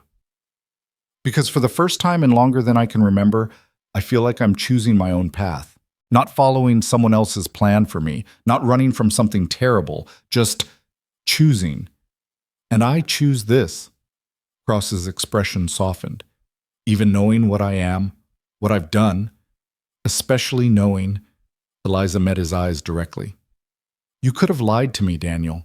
Could have kept your secrets. Let me think you were just some hermit rancher with a preference for solitude. But you told me the truth, even when it cost you. That matters more than what happened 5 years ago. He was quiet for a long moment, his gaze drifting to the distant mountains. Sarah used to say that shame only has power if you hide from it, that the things we're most afraid of showing people are usually the things that make us human. His voice roughened. Took me 5 years and a woman I barely know to understand what she meant. You know me well enough. Eliza returned to her laundry, the domestic task grounding her. We've lived in the same house for over a month, worked the same land, eaten the same meals. That's more than most married couples start with. The word hung in the air between them, married, and Eliza felt her face flush. She hadn't meant it that way, hadn't meant to imply anything, but Cross didn't seem uncomfortable, just thoughtful. That's true enough, he said finally, though most married couples don't start with quite so much baggage. Or quite so much honesty. Eliza managed a small smile. We've got that going for us, at least. Cross returned the smile, a rare expression that transformed his weathered face. That we do. Speaking of honesty, there's something else we should discuss. Eliza's stomach tightened reflexively, old fears stirring. What is it? Nothing bad, just practical. Cross pulled off his hat, turned it in his hands, a gesture she'd learned meant he was working through something difficult. Way things are now, you're my employee. That's legal, proper, protects you in certain ways, but it also leaves you vulnerable in others. If something happened to me, you'd have no claim to this place, no security.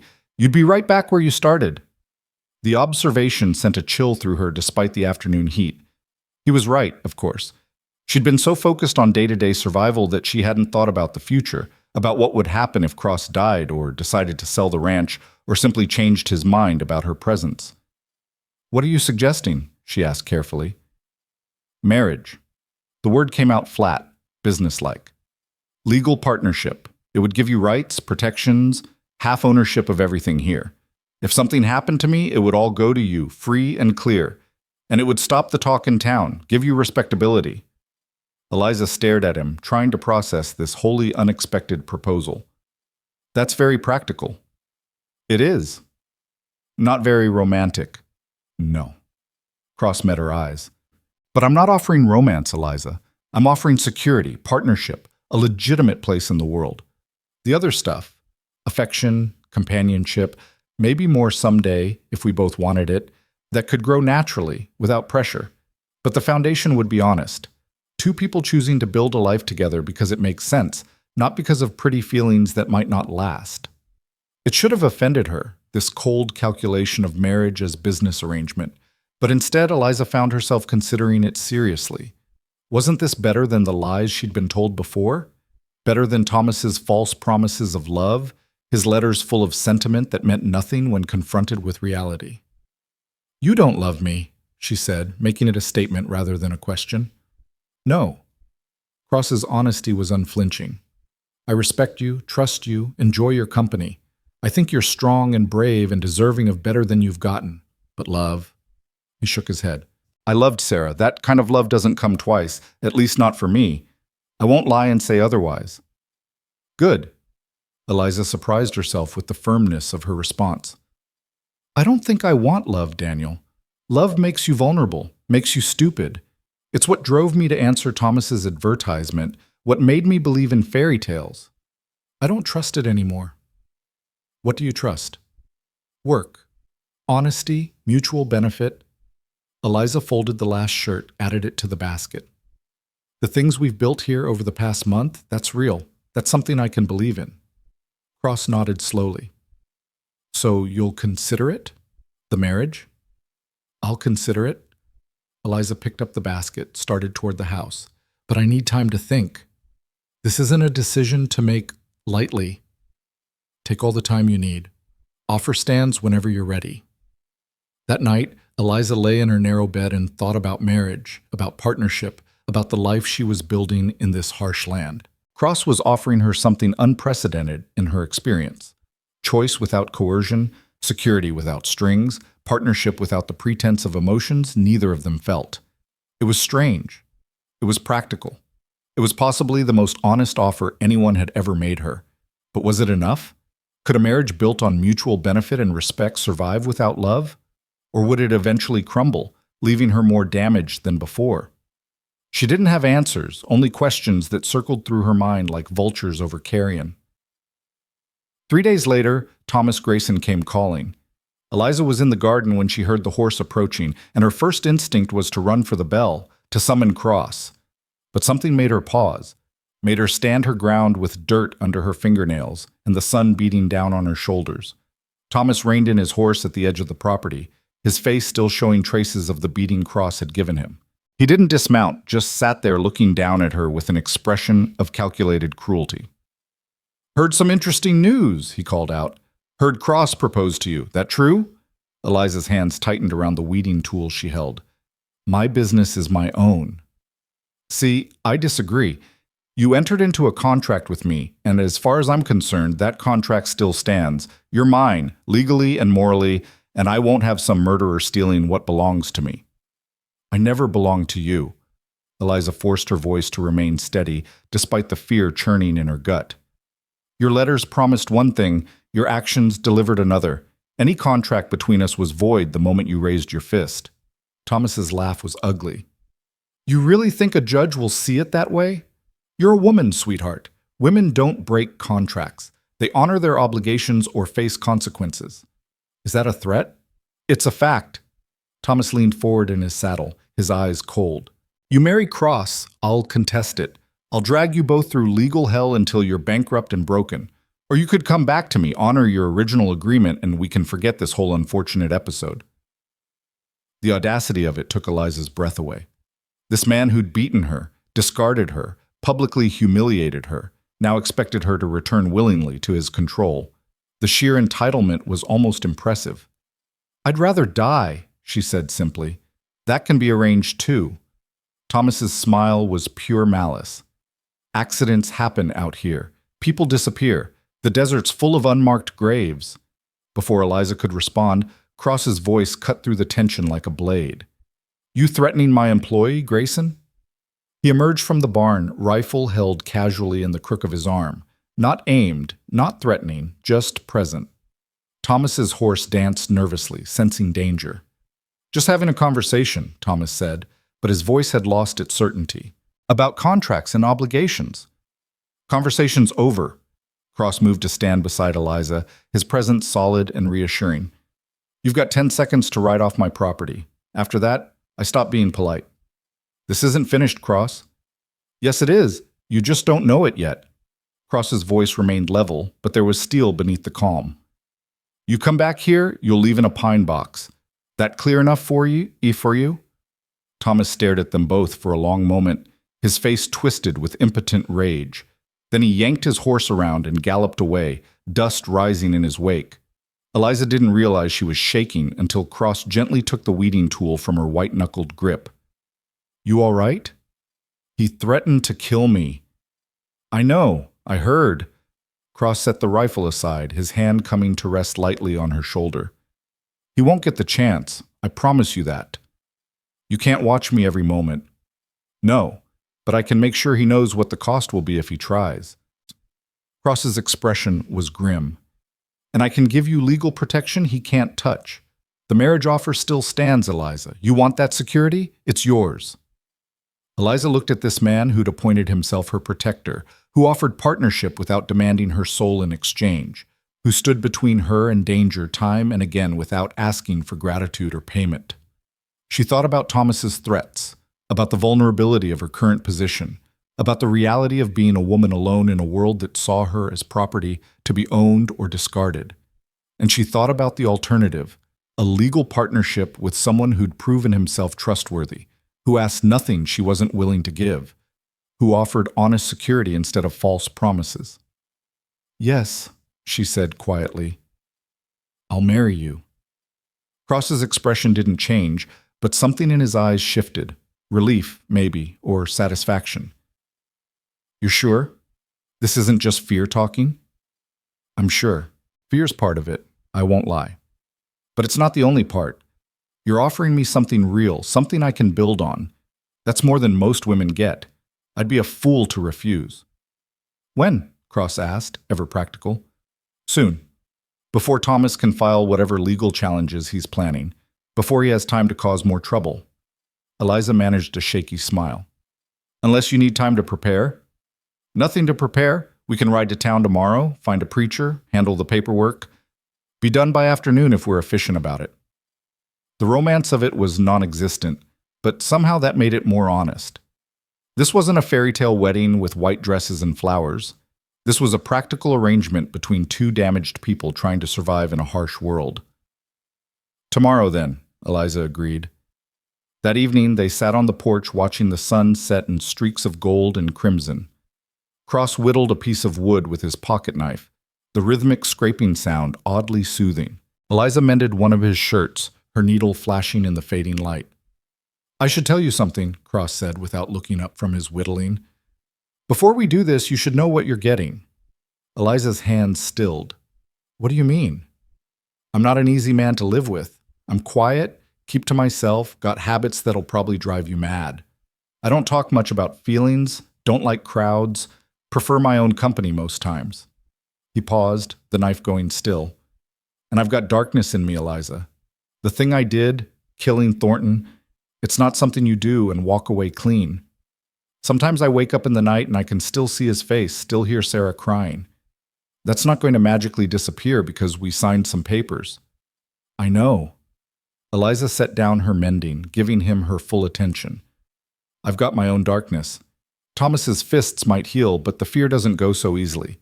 Sometimes I flinch at shadows, expect violence from harmless things. We're both carrying damage. That's what I'm saying. Marriage won't fix us." "I'm not asking to be fixed." Eliza's voice was steady, certain. "I'm asking for partnership, for someone to face the darkness with instead of alone. That's all." Cross looked at her then, really looked, and she saw the moment he understood that she meant it, that she wasn't expecting him to be perfect or whole, wasn't demanding he be something he couldn't be. "All right," he said softly. "Then we do this with eyes open, knowing exactly what we're getting into." "Eyes open," Eliza agreed. The next morning dawned clear and hot, the sun already fierce by the time they set out for redemption. Eliza wore her best dress, the gray one she'd arrived in, washed and mended until it was respectable, if not elegant. Cross wore clean clothes and had even trimmed his beard, the closest to formal he was likely to get. They rode in silence, the familiar landscape rolling past. Eliza found herself studying Cross's profile, this man who would become her husband before the day was done. His weathered face with its old scars and new bruises, the gray threading through his dark hair, the capable hands that had offered her help without demanding payment, that had defended her honor, that had killed a man to avenge the woman he loved. "Having second thoughts?" Cross asked, catching her staring. "No, just thinking." "About what?" "About how strange life is. A month ago I was on a stagecoach heading toward what I thought was my future.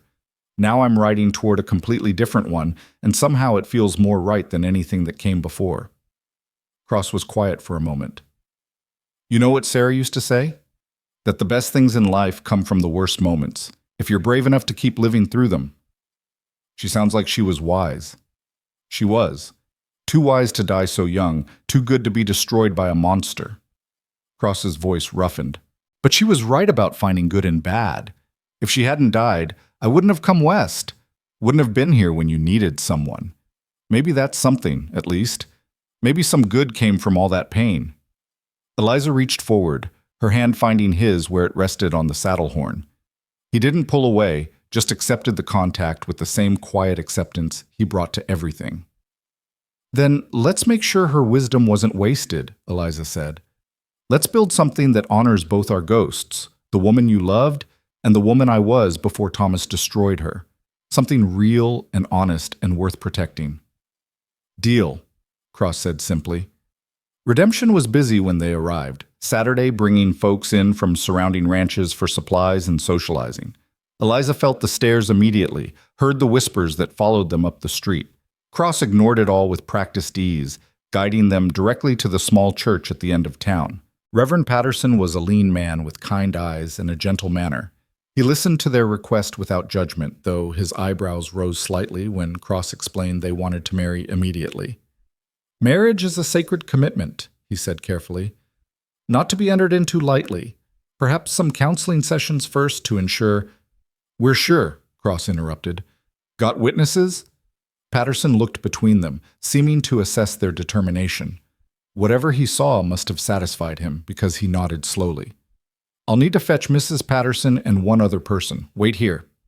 He disappeared into the back of the church, returning minutes later with his wife, a plump woman with a practical air, and Deputy Williams, who looked surprised but willing.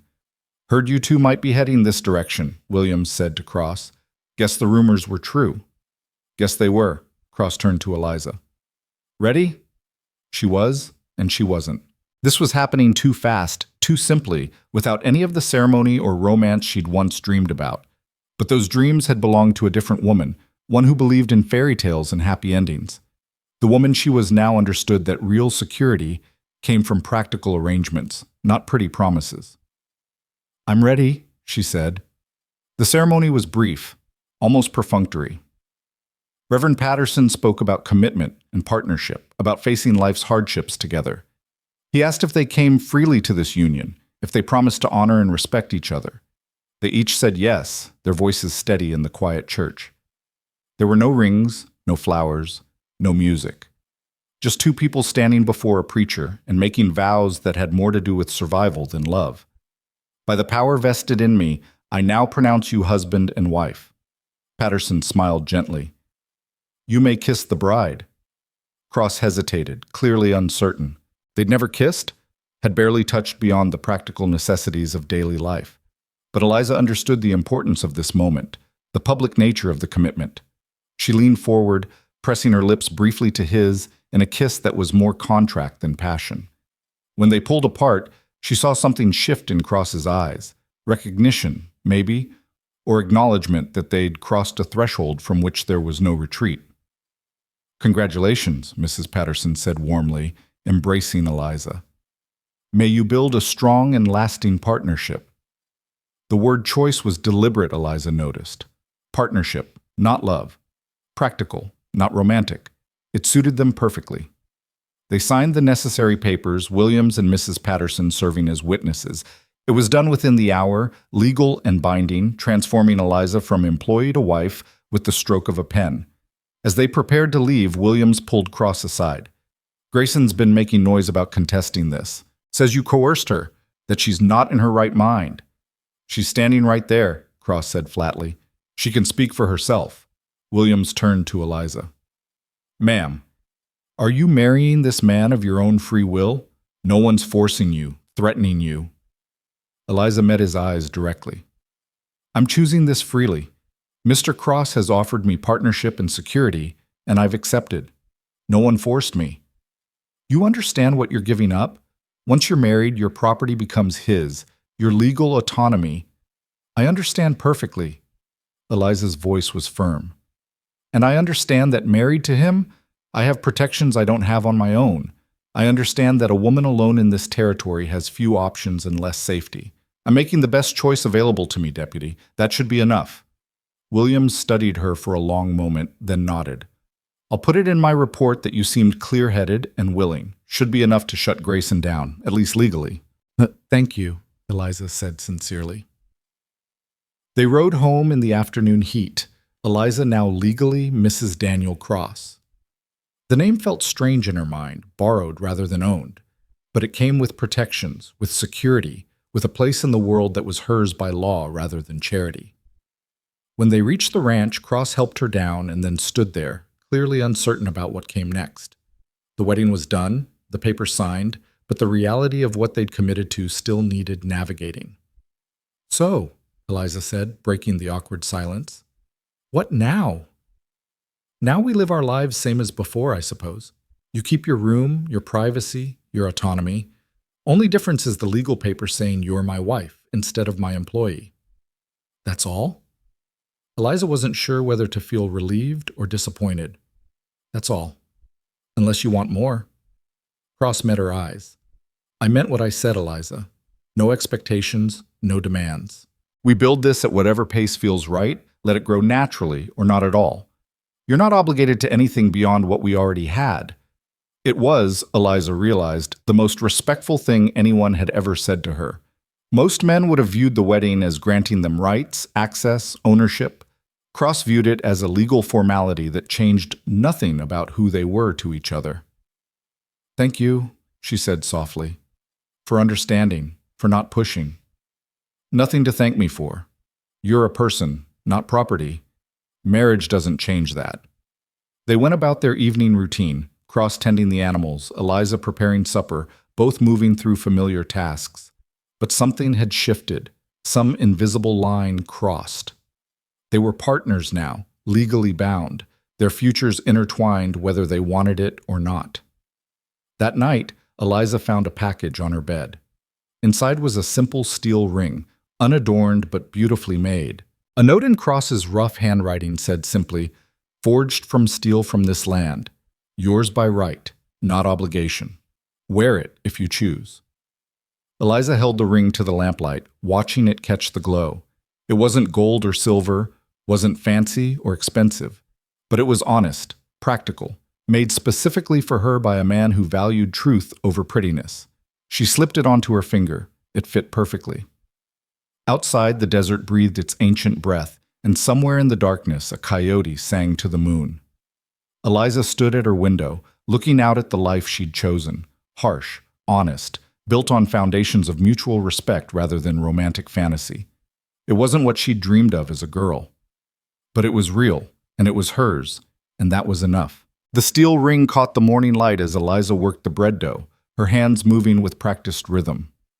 3 months had passed since the wedding, and the ring had become as familiar as her own heartbeat, a quiet weight that reminded her she belonged somewhere, to someone, even if that belonging was built on practical foundations rather than romantic dreams. Cross came in from the morning feeding, stamping dust from his boots. He paused when he saw the bread rising on the counter, 5 loaves instead of the usual 2. Expecting company? Mrs. Henderson mentioned the church social next week. Thought I'd contribute something. Eliza wiped flour from her hands. Unless you'd rather not attend. They'd been navigating this dance for months now. 2 people learning the shape of a shared life, testing boundaries, discovering what partnership meant when stripped of pretense. Cross had been true to his word, never pushing, never demanding more than she was willing to give. They lived as friendly roommates who happened to share a last name, building something that felt surprisingly stable even without the passion others might expect. We can go if you want, Cross said, pouring himself coffee. Folks have mostly stopped talking about us. Might be good to show our faces, prove we're not hiding. I'm not hiding. Eliza's voice carried an edge she hadn't intended. I'm just choosing not to subject myself to judgment from people who don't know the first thing about my life. Cross studied her over the rim of his cup. Something happened in town last week? She'd hoped he hadn't noticed her tension after the supply run, but Cross noticed everything. Mrs. Patterson made a comment about how marriage should be changing me, softening me, how a good wife blooms under her husband's care. Eliza's hands clenched. As if I'm some plant that needs the right conditions to flourish instead of a person who's survived things she can't even imagine. What'd you say? I thanked her for her concern and changed the subject. Eliza turned back to her dough, punching it down with more force than necessary. But I wanted to tell her that I didn't marry you to bloom like some hothouse flower. I married you to survive, to build something real, to have legal protection in a world that sees women as property. You could have told her that. And scandalized the entire congregation? No, thank you. Eliza shaped the dough into loaves with sharp, efficient movements. I'm tired of explaining myself, Daniel. Tired of pretending this is something it's not just to make other people comfortable. Cross set down his cup, came to stand beside her at the counter. He didn't touch her, respecting the space she still sometimes needed, but his presence was solid and grounding. Then don't pretend. We know what this is, a partnership built on honesty and mutual respect. Anyone who doesn't like it can go to hell. The casual profanity surprised a laugh out of her. Very Christian of you. Never claimed to be a saint. Cross's mouth quirked in that almost smile she'd learned to recognize. But I meant it. We don't owe anyone explanations about how we live our lives. We're doing the best we can with what we've got. That's more than most can say. Eliza felt some of the tension drain from her shoulders. This was what she valued most about their arrangement, the complete absence of pretense, the understanding that they were both damaged people finding their way without the burden of unrealistic expectations. Thank you, she said softly, for not demanding I be something I'm not. Same to you. Cross returned to his coffee, the moment of connection passing as naturally as it had arrived. I've got fence work up north today. Should be back by supper. I'll have something ready. He left shortly after, and Eliza finished her bread in peaceful silence. The house had become truly theirs over these months. Her touches evident in the curtains she'd sewn, the herbs growing in pots on the windowsill, the way she'd reorganized the pantry for better efficiency. Cross's presence showed in the sturdy shelves he'd built for her books, the rocking chair he'd repaired so she could sit comfortably for mending, the small gestures that spoke of consideration, even without words of affection. It was, she thought as she cleaned flour from the counter, a strange kind of contentment. Not the passionate happiness the romance novels she'd once read promised, but something steadier, something that might actually last. She was hanging wash when she heard the riders approaching, 3 of them, moving fast. Eliza's heart jumped, old instincts screaming danger. She dropped the shirt she'd been pinning and ran for the bell, yanking the rope hard enough to make it clang frantically. The riders were closer now, close enough for her to recognize Thomas Grayson flanked by 2 men she didn't know. Not Frank and his friends. These were harder men, professionals rather than bullies. They reined in their horses at the property line, and Thomas dismounted with the confidence of a man who believed he had the law on his side. Mrs. Cross, he called out, the title dripping with mockery. Or should I still call you Mrs. Warren, since that joke of a marriage won't be standing much longer? Eliza stood her ground, though every instinct screamed at her to run for the house, to lock herself inside. You're trespassing. Leave now. I don't think so. Thomas pulled papers from his jacket, waved them in her direction. Got a court order here. Judge agreed that Cross coerced you into marriage, that you weren't in your right mind after the trauma I regrettably caused. Marriage is being annulled, and you're coming back where you belong. The audacity stole Eliza's breath. That's insane. I married him willingly. Deputy Williams documented it. Williams documented what he was told to see. Thomas's smile was cruel. But the judge reviewed the evidence. Your injuries, the rushed ceremony, Cross's criminal history. He agreed you needed protection from a dangerous man who took advantage of your vulnerable state. The only dangerous man here is you. Cross's voice cut through the yard like a whip crack. He emerged from the barn, rifle in hand, his expression carved from stone. And you've got about 10 seconds to get off my property before I add another killing to my record. The 2 men flanking Thomas tensed, hands drifting toward their weapons. Eliza's stomach clenched with fear. This was going to turn violent, and someone was going to die. You can't shoot us all, Cross, Thomas said, though his voice had lost some of its certainty. And even if you could, you'd hang for it. The law's on my side this time. The law. Cross's laugh was bitter. The same law that protected Marcus Thornton while he raped my wife? The same law that lets men like you beat women and call it discipline? That law? I've got a court order. I don't care if you've got a proclamation from God himself. Cross's voice dropped to something deadly calm. Eliza stays where she is. She chose to marry me, chose to build a life here, and no bought judge is going to change that. Thomas's face flushed with anger. He gestured to his hired men. Take her. We'll sort out the legalities later. The two men started forward, and everything happened at once. Cross raised the rifle, his finger tightening on the trigger. Eliza screamed a warning, and from the direction of town came the sound of multiple horses, moving fast. Deputy Williams arrived with 4 other men, all armed, all wearing badges. They positioned themselves between Thomas's men and the ranch house, guns drawn but not aimed. That's far enough, Grayson, Williams called out. Lower your weapons. Tell your men to stand down. I have a court order, Thomas brandished the papers again. You can't interfere with... That order's been suspended pending investigation. Williams rode closer, his expression grim. Funny thing happened this morning. Judge received an anonymous package containing letters. Your letters to Miss Warren before she was Mrs. Cross. Letters promising marriage, security, a home. Letters that directly contradict your claim that she came here fraudulently. Eliza's breath caught. The letters. She'd kept them, hidden in her room, unable to destroy the evidence of her own foolishness but unwilling to look at them. Someone must have found them, sent them to the authorities. She glanced at Cross and saw the slight tightening around his eyes that confirmed her suspicion. He'd done this, had searched her room and found the letters she'd been too ashamed to share, had used them to protect her even as it revealed the depths of her earlier naivety. Thomas's face went from red to pale. Those letters are private correspondence. They can't be used as... They're evidence of intent, Williams interrupted. Evidence that you invited her here with specific promises, promises you failed to honor, combined with the medical documentation of her injuries and testimony from folks who saw you beat her in the street. They paint a pretty clear picture of who the victim is in this situation. She still owes me, Thomas's voice cracked with desperation. She made a commitment, a contract you violated the moment you raised your hand to her. Williams's tone was final. Now you've got 2 choices. You can ride back to town peacefully, and we'll consider this matter closed. Or you can keep pushing, and I'll arrest you for trespassing, harassment, and attempted kidnapping. Your call. Thomas looked between Williams and Cross, calculating his odds. Whatever he saw made his shoulders slump in defeat. This isn't over, he said, but the words lacked conviction. I'll find another judge, another way. You do that. Cross's voice was flat. But if you come near my wife again, I won't wait for the law. That clear enough for you?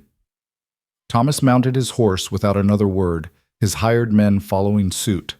They rode away at a gallop, dust rising in their wake like the remnants of a broken dream. Williams dismounted, approached the porch where Eliza stood trembling with delayed fear and adrenaline. You all right, ma'am? I am now. Thank you, Deputy, for coming when you did. Thank your husband. He rode into town at dawn, showed me those letters, explained the situation. I got the judge out of bed to review them, and he agreed the annulment order was based on false pretenses. Williams glanced at Cross. You should know, Grayson's got friends. This might not be completely finished. Let them come.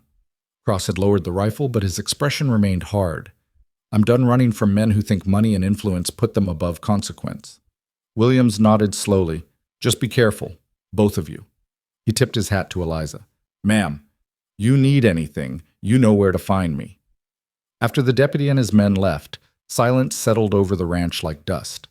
Eliza stood on the porch, her whole body shaking with reaction, trying to process how close they'd come to violence, to separation, to having her hard-won security ripped away.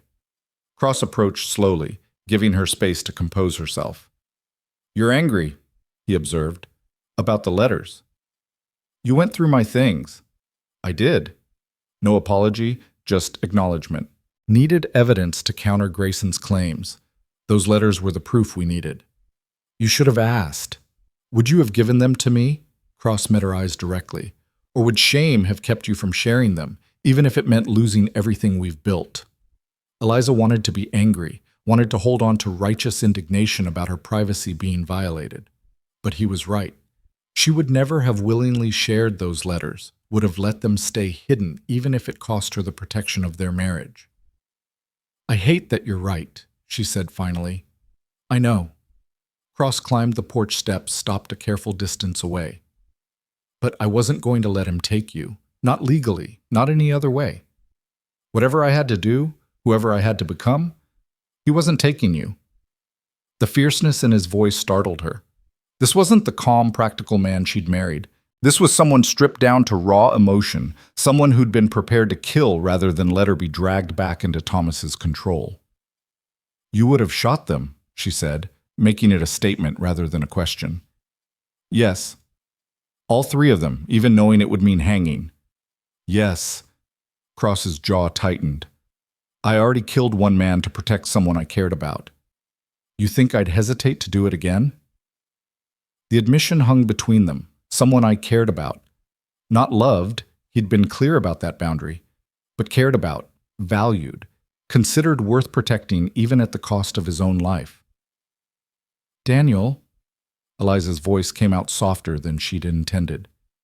You can't keep sacrificing yourself for broken women. Sarah's death wasn't your fault, and neither would mine be if something happened. I know that. But his expression suggested otherwise, suggested he carried guilt for things beyond his control, for failures that existed only in his own mind. Doesn't change what I do to keep you safe. Eliza studied this complicated man who'd become her husband, her partner, her unexpected anchor in a storm-tossed world. She thought about the past 3 months, the quiet domesticity they'd built, the way he'd never pushed for more than she could give but had been there, steady and certain, whenever she needed him. She thought about the steel ring on her finger, forged from the land he'd claimed as his own, and offered to her as a symbol of choice rather than obligation. She thought about the letters he'd found and used to protect her, violating her privacy but saving her freedom. She thought about the rifle he'd been prepared to use, the lives he'd been willing to take, the price he'd been willing to pay. And she realized with sudden, startling clarity that what they'd built wasn't just partnership or convenience or mutual protection. It had become something more, something that defied the neat categories they'd tried to impose on it. I choose you, she said abruptly. Not because I'm afraid of Thomas, not because I need legal protection, not because it's practical or convenient. I choose you, Daniel Cross, because you're the first person in my entire life who's treated me like I matter, like my choices matter, like I'm worth protecting without demanding I surrender myself in payment. Cross went very still. Eliza said, "Let me finish." She stepped closer, closing the distance he always maintained. I know you loved Sarah. I know that kind of love doesn't come twice, and I'm not asking for it. But what we have, this honest, practical, sometimes messy thing we've built, it's real. It's worth fighting for. And I want you to know that I'm not staying because I have nowhere else to go. I'm staying because this is where I want to be. For a long moment, Cross just looked at her, his weathered face showing emotions he usually kept locked away. Then he reached out, slowly, giving her time to retreat if she chose, and pulled her into an embrace that was careful but real. Eliza melted into it, her arms wrapping around his solid warmth, her face pressed against his chest where she could hear the steady thunder of his heartbeat.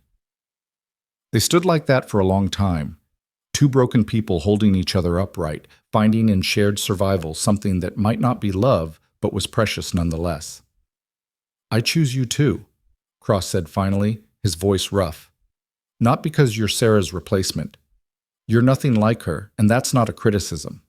You're fierce where she was gentle, practical where she was idealistic, scarred where she was innocent. But you're real, Eliza. You're here. And somehow, impossibly, you make this place feel like a home again. They pulled apart slowly, both slightly embarrassed by the depth of emotion they'd revealed. But something had shifted. Some wall crumbled. They were still the same people, still building a partnership on practical foundations. But now there was acknowledgement that those foundations supported something more than mere survival. So, Eliza said, trying to lighten the moment, what do we do now? Now? Cross glanced at the sun, calculating time. Now I finish that fence work, you finish your bread, and we go about our day same as always, except maybe with a bit more honesty about what we mean to each other. Sounds perfect. Eliza smiled, feeling lighter than she had in months. Absolutely perfect. The days that followed took on a different quality, colored by their new understanding. Cross still gave her space, still respected her autonomy, but there was more ease between them now. He'd sometimes brush her hand in passing, or she'd touch his shoulder when setting down his coffee, small gestures of affection that asked for nothing but gave comfort nonetheless. 2 weeks after the confrontation with Thomas, Cross came home from town with news. Grayson's leaving, selling his ranch, heading back east. Word is the scandal got too much for him. Turns out he had other women who'd answered his advertisements over the years. Some of them came forward after hearing about you, shared their own stories. He's finished here. Eliza felt a weight lift from her shoulders that she hadn't realized she'd been carrying. Good. He can't hurt anyone else now. No, he can't. Cross hesitated, then continued. There's something else. Judge wants to see us, official-like. Something about making the marriage permanent, removing any legal questions. They rode to town the next day, both dressed in their best clothes again, though this time the mood was different. Less desperate, more certain. Judge Morrison was an older man with keen eyes and a reputation for fairness. He reviewed their situation carefully, asked Eliza directly if she'd married willingly and wished to remain married. I do, she said clearly. This is my choice, made freely and maintained willingly. And you, Mr. Cross? You understand that this removes any grounds for future annulment, makes this marriage permanent in every legal sense? I understand. That's what we want. Cross's hand found Eliza's, squeezed gently. We're building a life together. We'd like the law to recognize that as real. The judge signed the papers that made their marriage incontestable, smiled as he handed them the documents. Then I wish you both well. May you find happiness in whatever form it takes for you.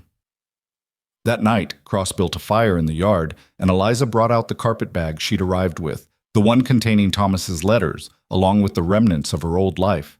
They fed them to the flames one by one, watching years of false promises and broken dreams turn to ash. Feels like an ending, Eliza observed as the last letter curled and blackened. Or a beginning. Cross poked at the fire with a stick, sending sparks spiraling into the night sky. We get to write our own story now, without being haunted by what came before. What kind of story do you think it'll be? Cross considered the question seriously. An honest one. Maybe not the romance people expect, but real. Two people who chose each other with eyes open, who built something solid from broken pieces. That's worth more than pretty words and empty promises. Eliza leaned against his shoulder, a gesture that would have been unthinkable months ago, but now felt natural. I like that story. Me too. They sat together as the fire burned low, watching the stars emerge one by one in the vast Arizona sky. The desert breathed its ancient breath around them, indifferent to human dramas but somehow comforting in its permanence. Weeks turned to months, and their life settled into rhythms that felt earned rather than imposed. Eliza expanded the garden, started teaching reading to children from neighboring ranches who had no school. Cross opened up slightly, allowing himself to trust that this good thing wouldn't be ripped away. They talked more, shared more, built a friendship underneath their partnership that made the practical aspects easier. One evening, as winter began to whisper promises of cold across the desert, Cross cleared his throat in that way Eliza had learned meant he was working up to something difficult. There's something I want to ask you, he said, and you're free to say no without it changing anything between us. Eliza set down her mending. What is it? I've been thinking about what we have, what we've built. It's good, Eliza. Better than I thought possible after Sarah died. And I was wondering, he paused, gathering words. I was wondering if you'd consider making this a real marriage. Not just legal papers and practical partnership, but something more. Sharing a room, a bed, a life in every sense. Eliza's breath caught. They'd maintained separate rooms since the wedding, honoring his original promise that she'd have her own space, her own autonomy. He was offering to change that, to move their partnership into territory that would make it indistinguishable from any other marriage. You don't have to answer now, Cross continued quickly. Take time to think about it. I just wanted you to know that I'm ready for more if you are. But if you're not, if this is as far as you want to go, that's fine too. We're good as we are. Eliza studied his face in the lamplight, seeing vulnerability there, seeing hope carefully tempered with the expectation of rejection. This man who'd killed to protect the woman he loved, who'd offered her sanctuary when she had nothing, who'd built a life with her on foundations of honesty rather than romance. He was asking if she wanted to choose him fully, completely, without the safety nets they'd carefully maintained. "I need to think about it," she said honestly. "Not because I don't want it, but because I want to be sure I'm choosing for the right reasons."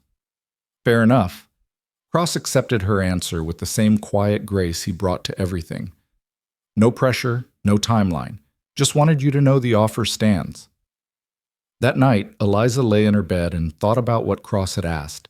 She thought about the fear that still sometimes woke her in the night, about the scars Thomas had left that went deeper than bruises. She thought about trust and vulnerability, about the difference between choosing something and having it demanded.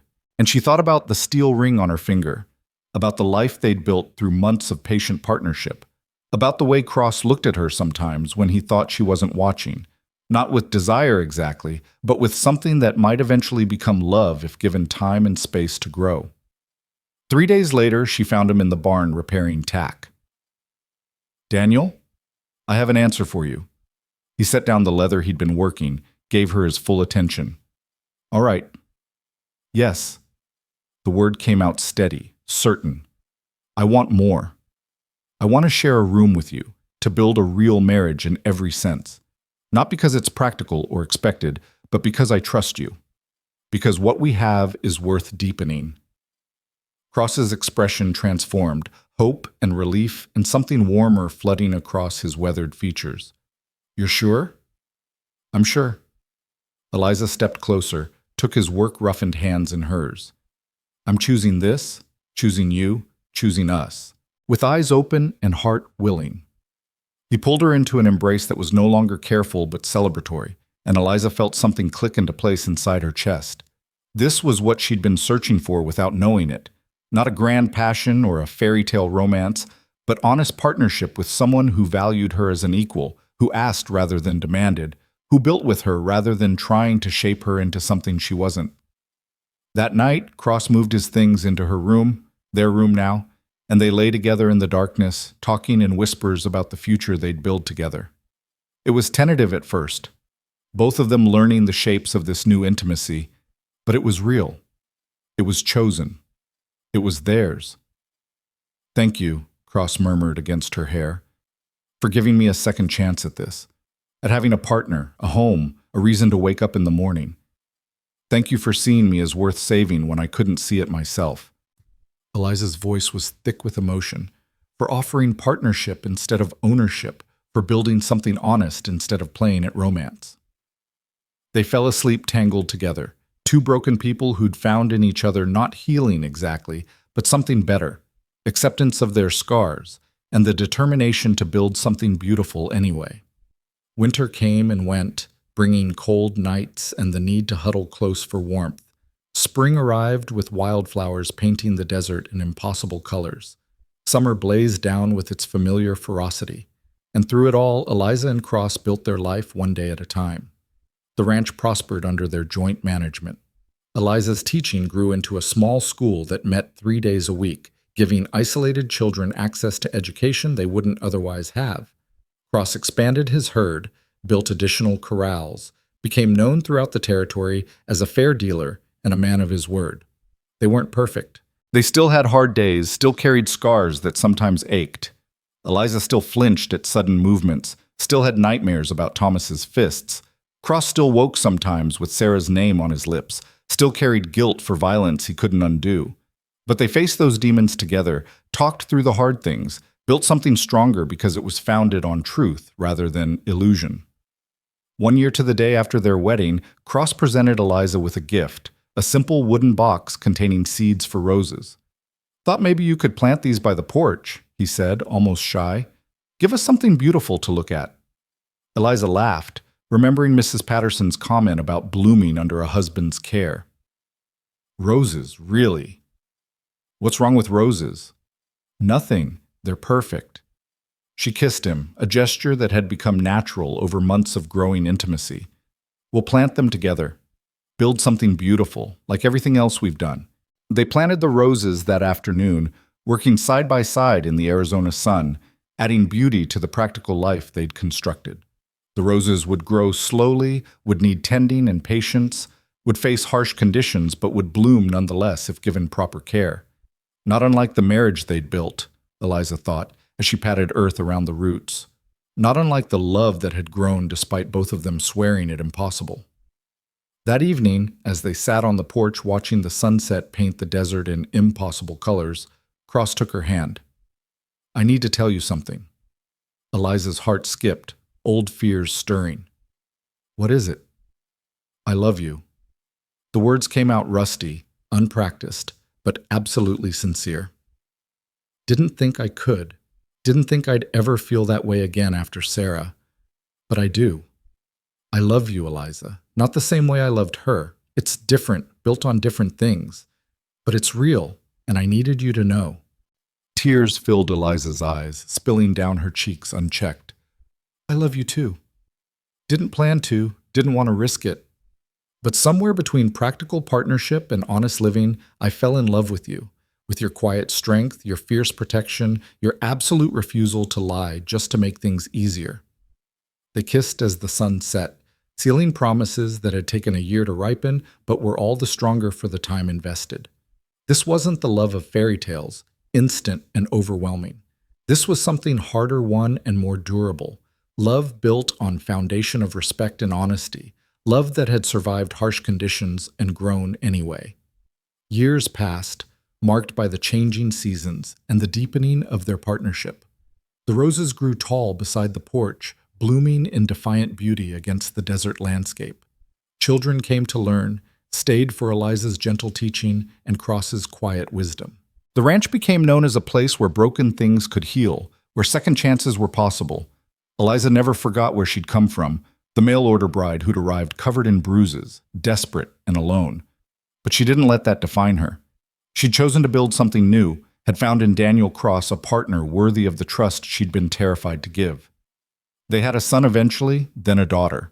Raised them with the same honesty they'd brought to their own relationship, teaching them that love wasn't about pretty words, but about showing up, about choosing each other even when it was hard, about building something real from imperfect materials.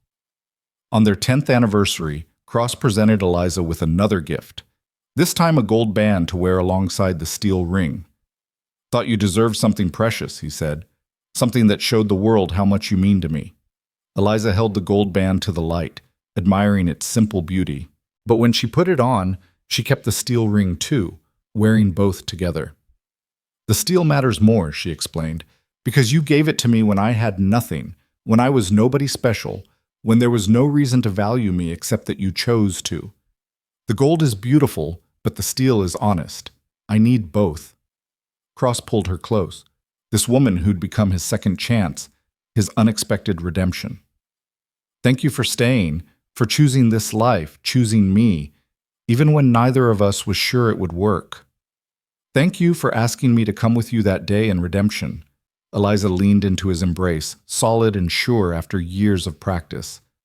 "For seeing past the bruises to someone worth saving." "You saved yourself," Cross corrected gently. "I just gave you a safe place to do it." They stood together on their porch as the sun set over the Arizona desert, watching their children play in the yard, their roses blooming wild and beautiful. Their life spread out around them in all its messy, honest, hard-won glory. It wasn't the life Eliza had imagined as a girl dreaming of romance and happy endings. It was better. It was real. It was earned through choice and sustained through effort, built on foundations of truth rather than illusion. She'd come west looking for a husband and found a partner instead. She'd arrived broken and slowly put herself back together with patience and work and the steady support of a man who asked nothing but offered everything. The mail-order bride who'd stepped off that stagecoach covered in bruises was gone, transformed into someone stronger, someone who knew her own worth, someone who'd chosen her life rather than having it chosen for her. And the lonely rancher who'd asked, "You're coming with me," had found in her unlikely companion the chance to build something beautiful from the ashes of his past, to prove that second chances were possible, that love could grow even in the harshest conditions if tended with honesty and care. Together, they'd taken their broken pieces and built something whole. Not perfect, but real. Not easy, but worth every moment of struggle. Not what either of them had planned, but exactly what both of them needed. The desert wind whispered through the roses, carrying the scent of blooms and dust and home. And Eliza Warren Cross, standing beside her husband under the vast Arizona sky, knew with absolute certainty that she was exactly where she belonged. She'd come west to be saved, but instead she'd learned to save herself. She'd sought security in marriage, but found something far more valuable: the freedom to choose her own life, to build her own future, to write her own story with someone who valued her partnership above all else. It was enough. More than enough. It was everything.